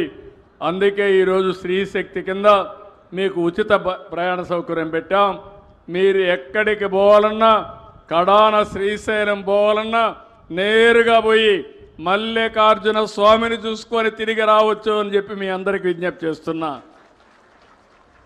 ఒక దివ్యక్షేత్రం, శక్తిపీఠం మల్లికార్జున స్వామి. 2 శక్తిపీఠాలు ఉన్నాయి, దేశంలో ఎక్కడా లేవు. ఒక్కొక్కరికి ఒక విశ్వాసం ఉంటుంది, వాళ్ళ విశ్వాసాలని గౌరవిస్తున్నాను. హిందువుల కోసం దేవాలయాలు, ముస్లింలంతా మసీదులు, క్రిస్టియన్స్ ఉంటే ఏవైతే చర్చిలు కట్టుకోవడానికి కూడా సహాయం చేశాం. ఇలాంటి కార్యక్రమాలు చేస్తున్నాయి. నేను ఒకటే ఈ విజయనగరంలో చెప్తున్నాను, ఈ జిల్లా అభివృద్ధి కావాలి, తప్పకుండా మీకు అండగా ఉంటాను. ఒకప్పుడు విశాఖపట్నం అభివృద్ధి అయింది, ఇప్పుడు విశాఖపట్నం నెక్స్ట్ లెవెల్కి వెళ్తుంది. నేను భోగాపురంలో ఎయిర్పోర్ట్ పెట్టిన ముఖ్యమైన ఉద్దేశం విజయనగరం, శ్రీకాకుళం అభివృద్ధి కావాలనే ఉద్దేశంతో ఈ డైరెక్షన్లో పెట్టాను. ఒకప్పుడు హైదరాబాద్లో, శంషాబాద్లో పెట్టాను. దానికి కారణం అటు పెడితే మెదక్కి వెళ్తుంది, ఇంకో పెడితే నిజామాబాద్కి వెళ్తుంది. అట్లా కాదు, మహబూబ్నగర్ జిల్లా, నల్గొండ జిల్లా అభివృద్ధి కావాలని ఆ రోజు శంషాబాద్లో పెట్టాను. ఈసారి నేను తీసుకుపోయి ఈస్ట్ గోదావరి పాయకరావుపేట సైడ్ పెట్టుండదు, కానీ ఆ సైడ్ కంటే ఈ సైడ్ వస్తే ఉత్తరాంధ్రకు న్యాయం జరుగుతుందనే ఉద్దేశంతో భోగాపురంలో పెట్టామని చెప్పి నేను మీకు తెలియజేస్తున్నా. ఆ ఎయిర్పోర్ట్ కూడా నాశనం చేశారు. ఎప్పుడో ప్రారంభం కావాల్సిన ఎయిర్పోర్ట్ డిలే అయిపోయింది. నేను వస్తానే మళ్ళీ ట్రాక్లో పెట్టాను. ఈ ఉత్తరాంధ్రకు సంబంధించిన వ్యక్తి రామ్మోహన్ నాయుడు ఈరోజు కేంద్రంలో మంత్రిగా ఉన్నాడు. ఆయన్ని కూడా మంత్రిగా చేసుకున్నాం. ఈరోజు ఆయన ఆధ్వర్యంలో ఆగస్టు నెక్స్ట్ ఇయర్ 26 ఆగస్టుకి భోగాపురం ఎయిర్పోర్ట్ ఇనాగరేషన్ అవుతుంది. ఆ తర్వాత ఈ ప్రాంతంలో పెద్ద ఎత్తున పరిశ్రమలు వస్తాయి. మీరు ఎక్కడికి కావాలన్న కనెక్టివిటీ వస్తుంది. నేను ఒకటే పెట్టుకున్నాను, ప్రతి ఇంటికి ఒక ఎంఎస్ఎంఈ పారిశ్రామికవేత్త కావాలని. ప్రతి నియోజకవర్గంలో ఎంఎస్ఎంఈ పార్కులు పెట్టాలని. విశాఖ కేంద్రంగా ఉత్తరాంధ్ర మొత్తం పెద్ద ఎత్తున పరిశ్రమలు పెట్టడానికి ఈ ప్రభుత్వం ముందుకు పోతున్నామని చెప్పి కూడా నేను మీకు తెలియజేస్తున్నా. నేను ఎన్నోసార్లు చెప్పాను, నేనేదో సంక్షేమ కార్యక్రమాలు ఇవ్వడమే కాదు, అభివృద్ధి తెలిసిన ప్రభుత్వం ఇది. అభివృద్ధి చేస్తాం. అభివృద్ధి చేస్తూనే నేను నా జీవితాంతం పేదవాళ్ళ పక్షాన్నే ఉంటా. ఎవరికి అండగా ఉండాలనో వారికి అండగా ఉంటానని మరొక్కసారి మీ అందరికీ హామీ ఇస్తున్నా. చివరి ఊపిరున్నంత వరకు, చివరి రక్తపు బొట్టున్నంత వరకు ఈ పేదవాళ్ళ కోసం, ఈ ప్రజల కోసం పనిచేస్తానని మరొక్కసారి మీ అందరికీ హామీ ఇస్తున్నా. అందుకే నేను సంక్షేమమే కాకుండా అభివృద్ధి చేస్తూనే మీ అందరికీ కష్టాలు లేని సుపరిపాలన. ఈరోజు మీరు చూసుంటారు, ఇప్పుడిప్పుడు ఏ పని కావాలన్నా ఆఫీసుకు పోయే పని లేదు, ఇంకా అన్నీ సెల్ ఫోన్ ద్వారా చేసుకునే అవకాశాలు వచ్చేస్తున్నాయి. లంచాలు ఇచ్చే పని లేకుండా చేయాలని ఆలోచిస్తున్నాను. అది కూడా మీ అందరికీ హామీ ఇస్తున్నా. మీరు నాతో సహకరిస్తే ₹1 లంచం లేకుండా సుపరిపాలన ఇచ్చే బాధ్యత నాదని మరొకసారి మీ అందరికీ హామీ ఇస్తున్నా. రోడ్లు వ్యవస్థ బాగుండాలని. ఒకప్పుడు గుంతలు పడిన రోడ్లు, ఈరోజు అన్ని గుంతలు పూడ్చాం. ఈరోజు రోడ్లన్నీ బాగు చేస్తాం, రవాణా సౌకర్యాలని బాగు చేస్తాం, అభివృద్ధికి పెద్దపీట వేస్తామని కూడా మీ అందరికీ తెలియజేస్తున్నా. ఇలాంటి కార్యక్రమాలు మనం పెట్టుకొని ముందుకు పోయినప్పుడు నేను ఇచ్చే సంక్షేమం చేసే అభివృద్ధి వల్ల కొంతమంది పైకి వస్తారు. అదే సమయంలో నేను ఒక పిలిపిచ్చాను, P4 అని. అంటే బంగారు కుటుంబాలు, పేదవాళ్ళందరినీ ఐడెంటిఫై చేశాం. సమాజంలో అట్టడుగు నుండి 10 లక్షల కుటుంబాలను ఐడెంటిఫై చేశాం. సమాజంలో పైకి వచ్చిన వాళ్ళని మార్గదర్శకులుగా ఎంపిక చేశాం. వీళ్ళు 1,00,000 మంది అయ్యారు. 1,00,000 మంది 10 లక్షల మందిని దత్తత తీసుకుంటున్నారు. ఈరోజు ఏ విధంగా చేస్తారో వాళ్ళు మీకు ఒకసారి చెప్తారు. నేను ఎందుకంటే సమాజాన్ని అభివృద్ధి చేయడం, పేదరికాన్ని నిర్మూలించడం నా ఒక్కరి బాధ్యతే కాదు. సమాజం వల్ల పైకి వచ్చిన ప్రతి ఒక్క వ్యక్తి కింది వాళ్ళను కూడా పైకి తీసుకొచ్చే బాధ్యత తీసుకోవాలి. అలాంటి కార్యక్రమానికి శ్రీకారం చుట్టాం. ఇది దేశంలో మొట్టమొదటిది. ఇది జరిగితే ఆర్థిక అసమానతలు తగ్గించి మెరుగైన జీవన ప్రమాణాలు మీకు ఇవ్వడానికి ఉపయోగపడుతుంది. నా ఆశయం ఒకటి, 2047, ఇప్పుడు 25లో ఉన్నాం. 47 అంటే 22 సంవత్సరాలు. 2000లో నేను విజన్ 2020 తీసుకొచ్చాను. ఆ రోజు మన ఆంధ్రప్రదేశ్ రాష్ట్రానికి. ఈరోజు హైదరాబాద్ దానికి నమూనా, దానికి సాక్షి. ఈరోజు 47కు నేను ఏదైతే తీసుకొస్తున్నానో ఎవ్వరికి అనుమానం అవసరం లేదు. మీరు ఒకటే చేయాల్సింది, నేను చెప్పేది మీరు అర్థం చేసుకోండి, మీరు కూడా అనుసంధానం కాండి, దీన్ని ఆచరించండి. తప్పకుండా మీ అందరూ పైకి వస్తారని చెప్పి మీ అందరికీ విజ్ఞప్తి చేస్తున్నా. అట్లా కాకుండా కొన్ని పార్టీలు ఉంటాయి, వాళ్ళు చెయ్యరు, వేరే వాళ్ళు చేస్తూ ఉంటే చేయనియరు, తప్పుడు వార్తలు వేస్తారు, సోషల్ మీడియాలో చెప్పి ప్రజలను రెచ్చగొట్టాలనుకుంటున్నారు. నేను అందుకే చెప్పా, ఈ CBN 14 సంవత్సరం CBN కాదు, 1995 CBN అని చెప్తున్నా. ఎవరికైనా డౌట్ ఉంటే ఒకసారి పాత చరిత్రకి వెళ్తే, ఎవరైనా కానీ law and order problem create చేయాలంటే అదే చివరి రోజు. మా ఆడబిడ్డల జోలుకొస్తే కబద్దార్ జాగ్రత్తగా ఉండండి. ఒకవేళ గంజాయి మత్తుంటే గంజాయి మత్తు వదిలిస్తా, రాజకీయ ముసుగుంటే ముసుగు తొలగిస్తా, రౌడీల్ని రౌడీలుగానే చూస్తానని చెప్పి మరొకసారి హెచ్చరిస్తున్నా. స్వేచ్ఛ, రక్షణ, మా ఆడబిడ్డలు ఫ్రీగా తిరిగే రోజు వస్తే దానికంటే మించిన ఆనందం ఇంకొకటి ఉండదు.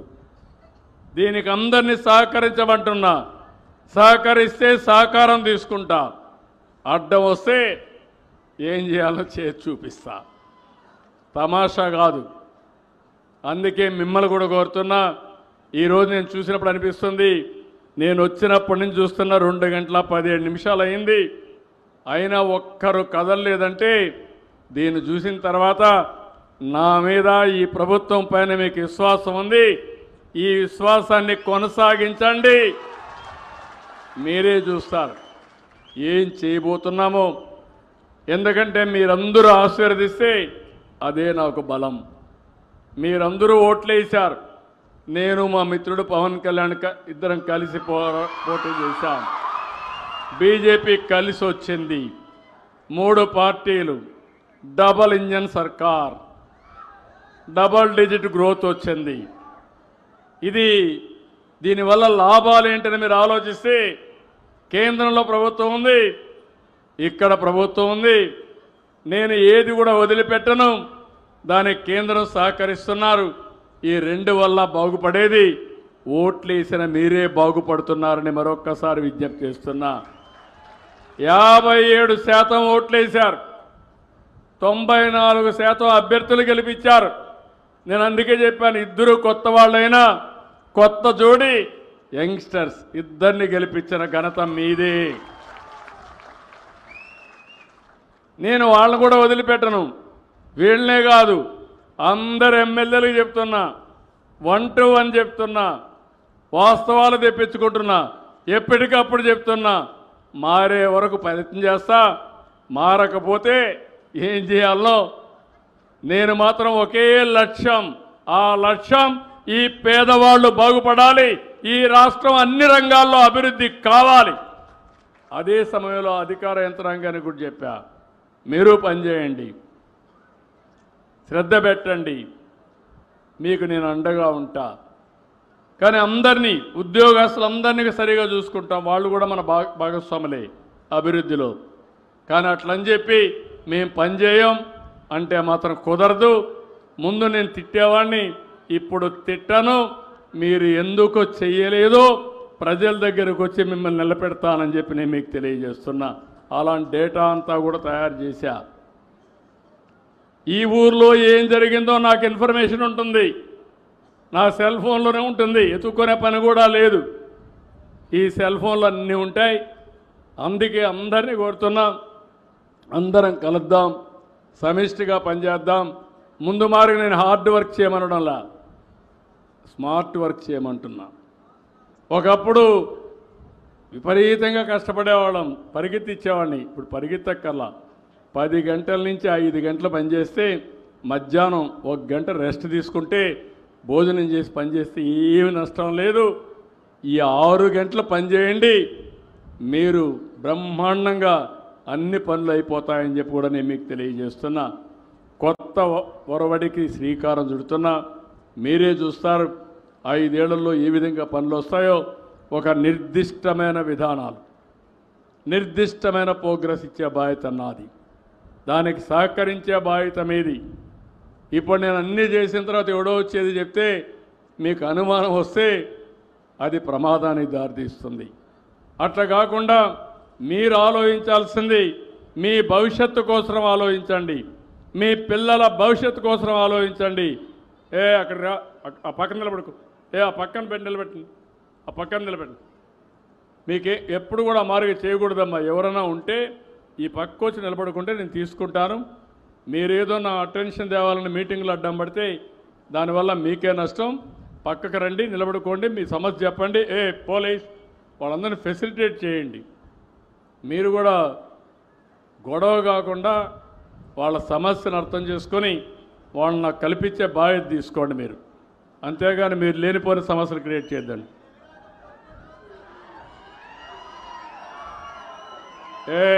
ఉండే చెప్పింది విన్నావా, చెప్పింది విన్నావా? అక్కడ రా, అక్కడ రావా అంటే నువ్వు రా అన్నా, అక్కడికి నేను రావా అన్నా, అక్కడికి రమ్మన్నా, పక్కన నిలబడుకోమన్నా. పక్కన నిలబడుకోయంటే కుండల పాలల్లో విషయం వేస్తే ఏముంటుంది? నీ ఒక్కడి కోసం నేను వచ్చింది ఇక్కడికి, ఇంతమంది కోసం వచ్చా. ఇంతమంది నువ్వు లేస్తే ఏమంటారు? అక్కడ నిలబడుకో, నువ్వు చెప్పు, నేను వింటా, ఓపిగ్గా వింటా. నువ్వు అడిగింది గొంతెమ్మ కోరిక కాకపోతే నిజమైన సమస్య ఉంటే నీ సమస్య పరిష్కారం చేయడానికి అందరికంటే ముందు నేను ఉంటానని మీకు అందరికీ హామీ ఇస్తున్నా. ఇప్పుడు బంగారు కుటుంబాలని ఒకసారి మాట్లాడిద్దాం. వాళ్ళు ఒకసారి వాళ్ళ సమస్య చెప్తారు. ఇది రాష్ట్రం అంతా కూడా ఒక పద్ధతి పెట్టుకున్నా, ఒకసారి వింటే మీకు కూడా ఒక అవగాహన వస్తుంది. లేండమ్మా.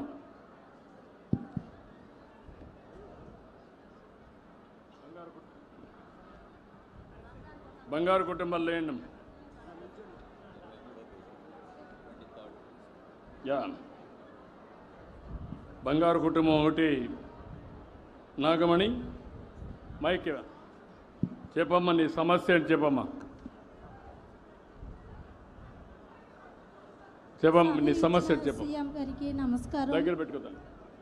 మరి నాకు మా ఆయన గారు చనిపోయారు. నాకు 2 పిల్లలండి. మా ఆయన గారు చనిపోయిన తర్వాత మేము కూలి పని చేసుకోవడము మేము నేర్చుకున్న తర్వాత ముందుకి ఎలా సాగాలనేసి నాకు ఐడియా తట్టలేదు. 2 బిడ్డలు చదువుకున్నారు. పాప బీఎడ్ ఇంటర్ చదివింది, బాబు డిగ్రీలో మధ్యలో ఆపేసిన తర్వాత ఆ బిడ్డల జీవితాలు ముందుకి ఎలా కొనసాగుతాయో నాకైతే తెలియదండి. మరి నా మనసు అయితే సతమతం అయిపోతుంది. నేను ఎలా పిల్లలు పోషించుకోవాలని మార్గంలో ఉన్నాను. ఎంతమంది అమ్మ మీకు ఇప్పుడు? ముగ్గురు మీరు ఇంట్లో? ఎవరు? రండి, మీరు రండి, పైకి రండి, ఇటు రండి. మార్గదర్శి ఇక్కడ మార్గదర్శి ధనంజయుడు, రమ ఈ పక్కన, ఈ పక్క రాబరండి, ఈ పక్కన. నువ్వేం చేస్తామా? నువ్వు మాట్లాడు. నా పేరు సురేష్ కుమార్ సార్. గట్టిగా మాట్లాడు, గట్టిగా మాట్లాడు. నా పేరు సురేష్ కుమార్ సార్. నేను ఇక్కడ ప్రెసెంట్ లోకల్లోనే గ్యాస్ ఏజెన్సీలో చేస్తున్నాను సార్. గ్యాస్ ఏజెన్సీలో పనిచేస్తున్నాను. నీ పేరమ్మా? నా పేరు కవిత సార్. నేను 2nd ఇయర్ పూర్తి చేశాను సార్. ఇది ఇంటర్మీడియట్ అమ్మా? ఇంటర్మీడియట్ 2nd ఇయర్ చేసావు. చేస్తున్నావా, నిలిపేసావా? అయిపోయింది సార్. అయిపోయింది. ఓకే. ఇప్పుడు వాళ్ళిద్దరిని చూశారు. నువ్వేం చదువుకున్నావా? అది డిగ్రీ మధ్యలోనే డిస్కంటిన్యూ చేస్తాను సార్. ఫర్దర్గా మా నాన్నగారు చనిపోయిన తర్వాత భారం అంతా నా మీద ఉండడంతో డిగ్రీ ఆపేసాను సార్. నువ్వెంత సంపాదిస్తావు? 8,000 వస్తుంది సార్. 8,000 వస్తుంది సార్ శాలరీ. ఇప్పుడు ఈ కుటుంబాన్ని మీరు చూస్తే భర్త చనిపోయాడు, వీళ్ళిద్దరు పిల్లలు.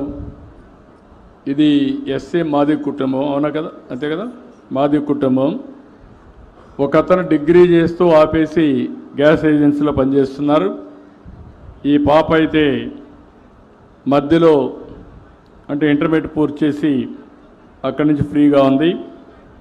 ఇప్పుడు వాళ్ళిద్దరినీ బాగు చేసే బాధ్యత మార్గదర్శి త్రినాథరావు, తాడి త్రినాథరావు వారిని కోరుతున్నా. మీరు అర్థం చేసుకున్నారు, ఏం చేస్తారు చెప్పండి సార్. నా పేరు తాడి త్రినాథరావు సార్. గౌరవనీయులైనటువంటి ముఖ్యమంత్రి గారికి మరి ఈరోజు మా గ్రామానికి విచ్చేసి ఆయనతో పాటు పక్కన నిల్చోనటువంటి అదృష్టాన్ని కల్పించినందుకు నేను చాలా సంతోషంగా భావిస్తున్నాను సార్. నా పేరు తాడి త్రినాథరావు సార్. ఇదే దత్తి వెంకటాపురం గ్రామం సార్. పక్కనే మాది 1 కిలోమీటర్ దూరం సార్. ఇదే గ్రామ పంచాయతీ సార్ మాది. ఇది మాది చాలా మారుమూల గ్రామం సార్. మేము ఎంతో కష్టపడి నేను మా ప్రాంతం నుంచి మొట్టమొదటిసారిగా ఉస్మానియా యూనివర్సిటీలో MA సంస్కృత్ చదివాను సార్.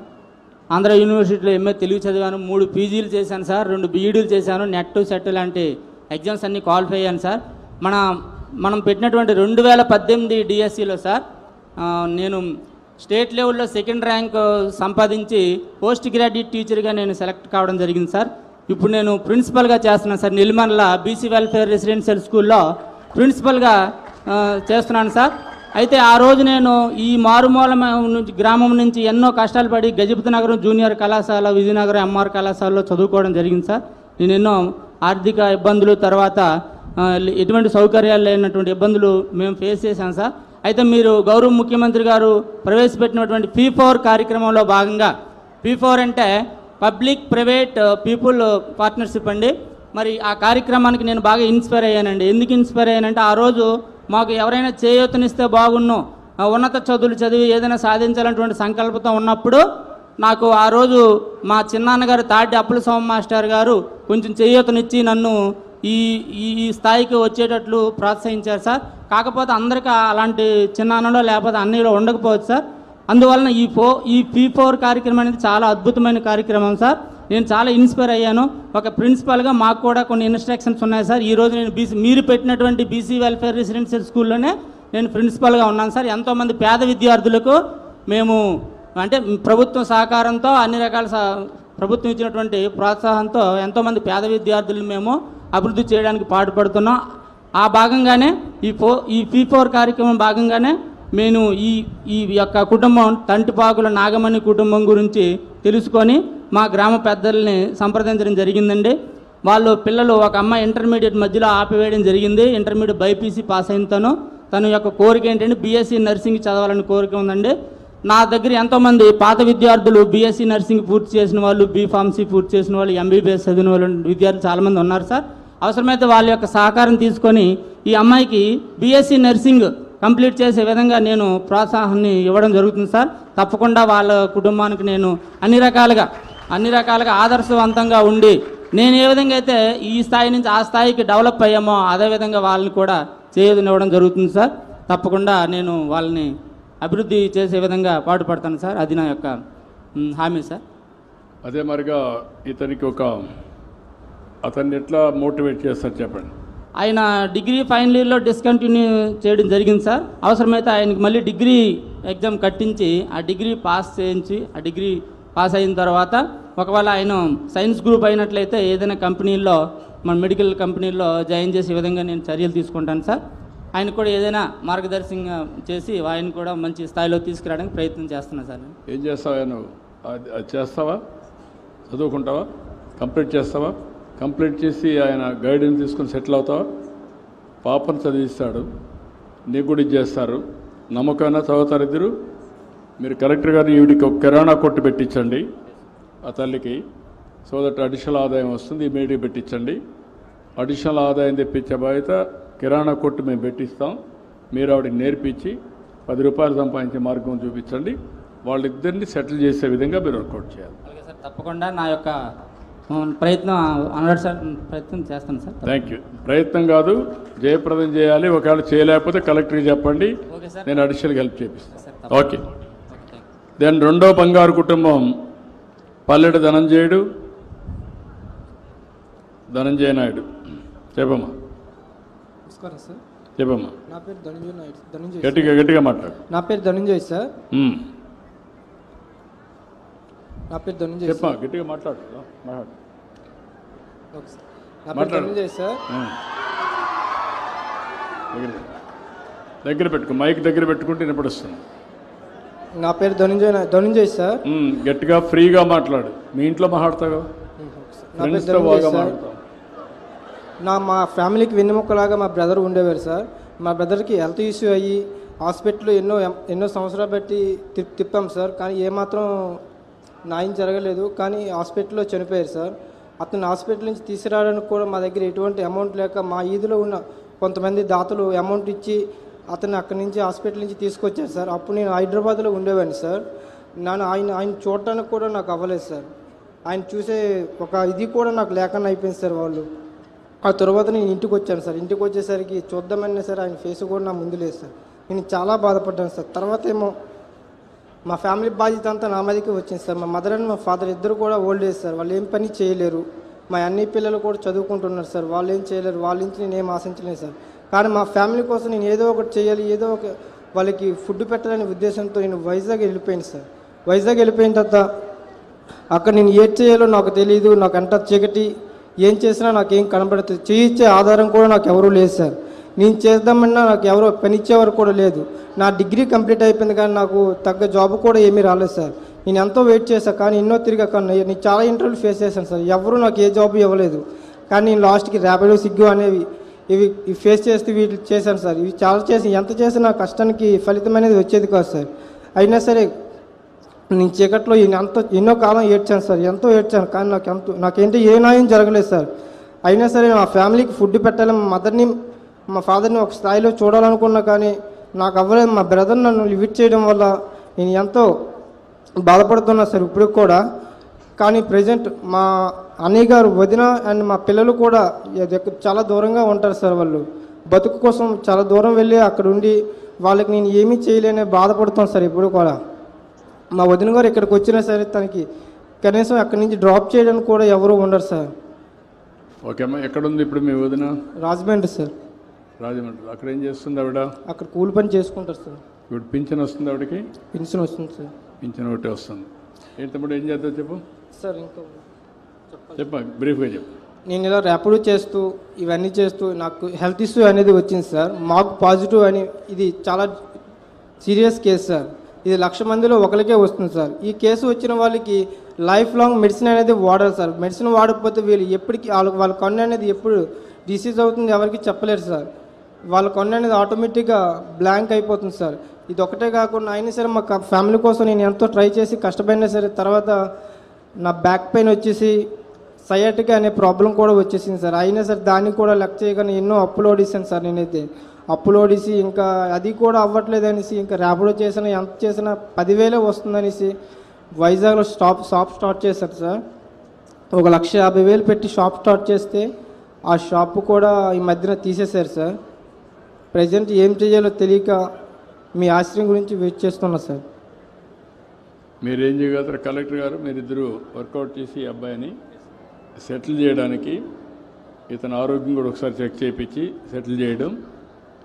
అతను అక్కడ వ్యాపారం చేస్తున్నాడు, అది అయింది. కలెక్టర్ చెప్తాను, మీరు అది కూడా ఒకసారి సార్ట్అవుట్ చేసుకోండి. మీరు ఎట్ చేస్తారు చెప్పండి. నా పేరు రవికుమార్ సార్.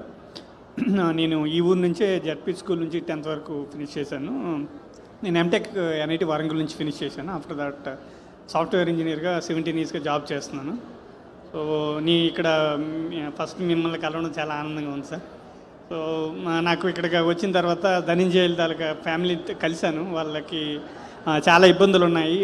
వానికి గాడ్ అన్లాక్ వల్ల తను ట్రై చేసినా ఆయనకి హెల్త్ సపోర్ట్ చేయలేదు. ప్లీజ్ కూర్చోవాలి. సో నేనేం చేస్తాను, ఆల్రెడీ ఊబరు ఈ ప్లాట్ఫామ్స్లో చేశాడు కాబట్టి తనకైనా అప్స్కిల్లింగ్ ఏమైనా చేయగలనా అని చెప్పి ఫస్ట్ తన వైపు నుంచి నేను అది స్టడీ చేస్తాను. ఒక్క నిమిషం అమ్మా ప్లీజ్. ఎవరు లేదమ్మా. తర్వాత వచ్చి వాళ్ళ పిల్లలిద్దరూ ఒకరు 8th 10th చదువుతున్నారండి.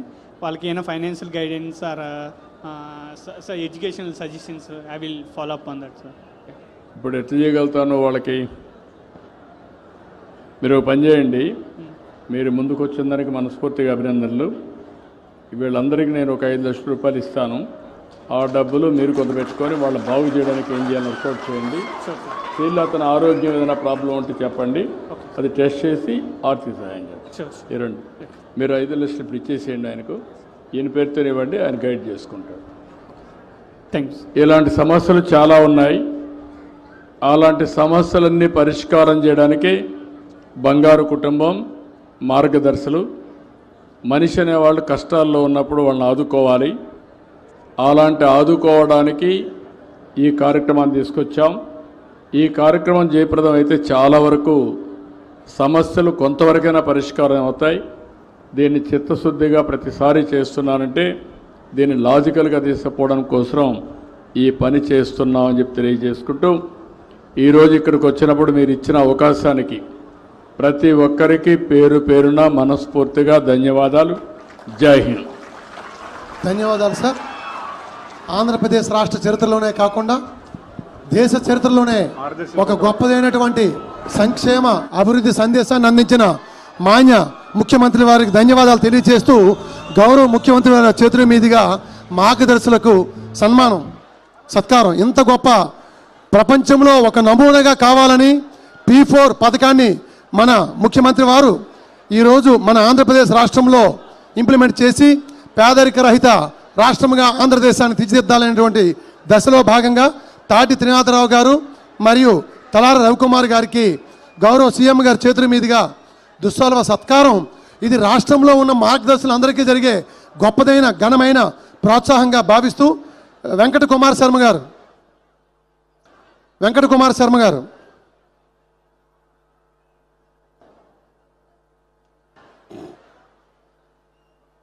ధన్యవాదాలు తెలియజేస్తూ గొప్పదైన సంక్షేమం అంతకు మించిన అభివృద్ధి ధ్యేయంగా గొప్పదైన సందేశాన్ని అందించిన మాన్య ముఖ్యమంత్రి వారికి ధన్యవాదాలు తెలియజేస్తూ వెంకట కుమార్ శర్మ గారు, నిష్టల వెంకట కుమార్ శర్మ గారు. సార్ ఇంకో 4 ఉన్నారు, పిలిచేస్తాం. 5 ఉన్నారు సార్.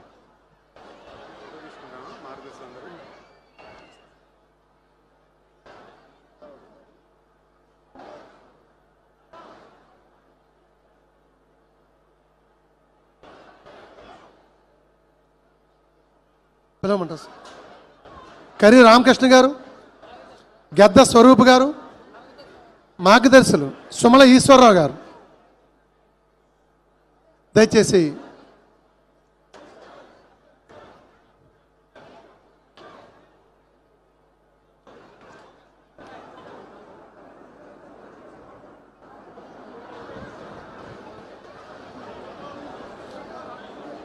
విజయనగరం జిల్లాలో ఒక గొప్పదైనటువంటి చారిత్రకమైనటువంటి ప్రజావేదిక సందేశాన్ని అందించి సంక్షేమాన్ని అభివృద్ధిని రెండు కళ్ళుగా మనకు తెలియజేసిన మాన్య ఆంధ్రప్రదేశ్ రాష్ట్ర ముఖ్యమంత్రి వారికి ప్రత్యేకమైనటువంటి ధన్యవాదాలు తెలియజేస్తూ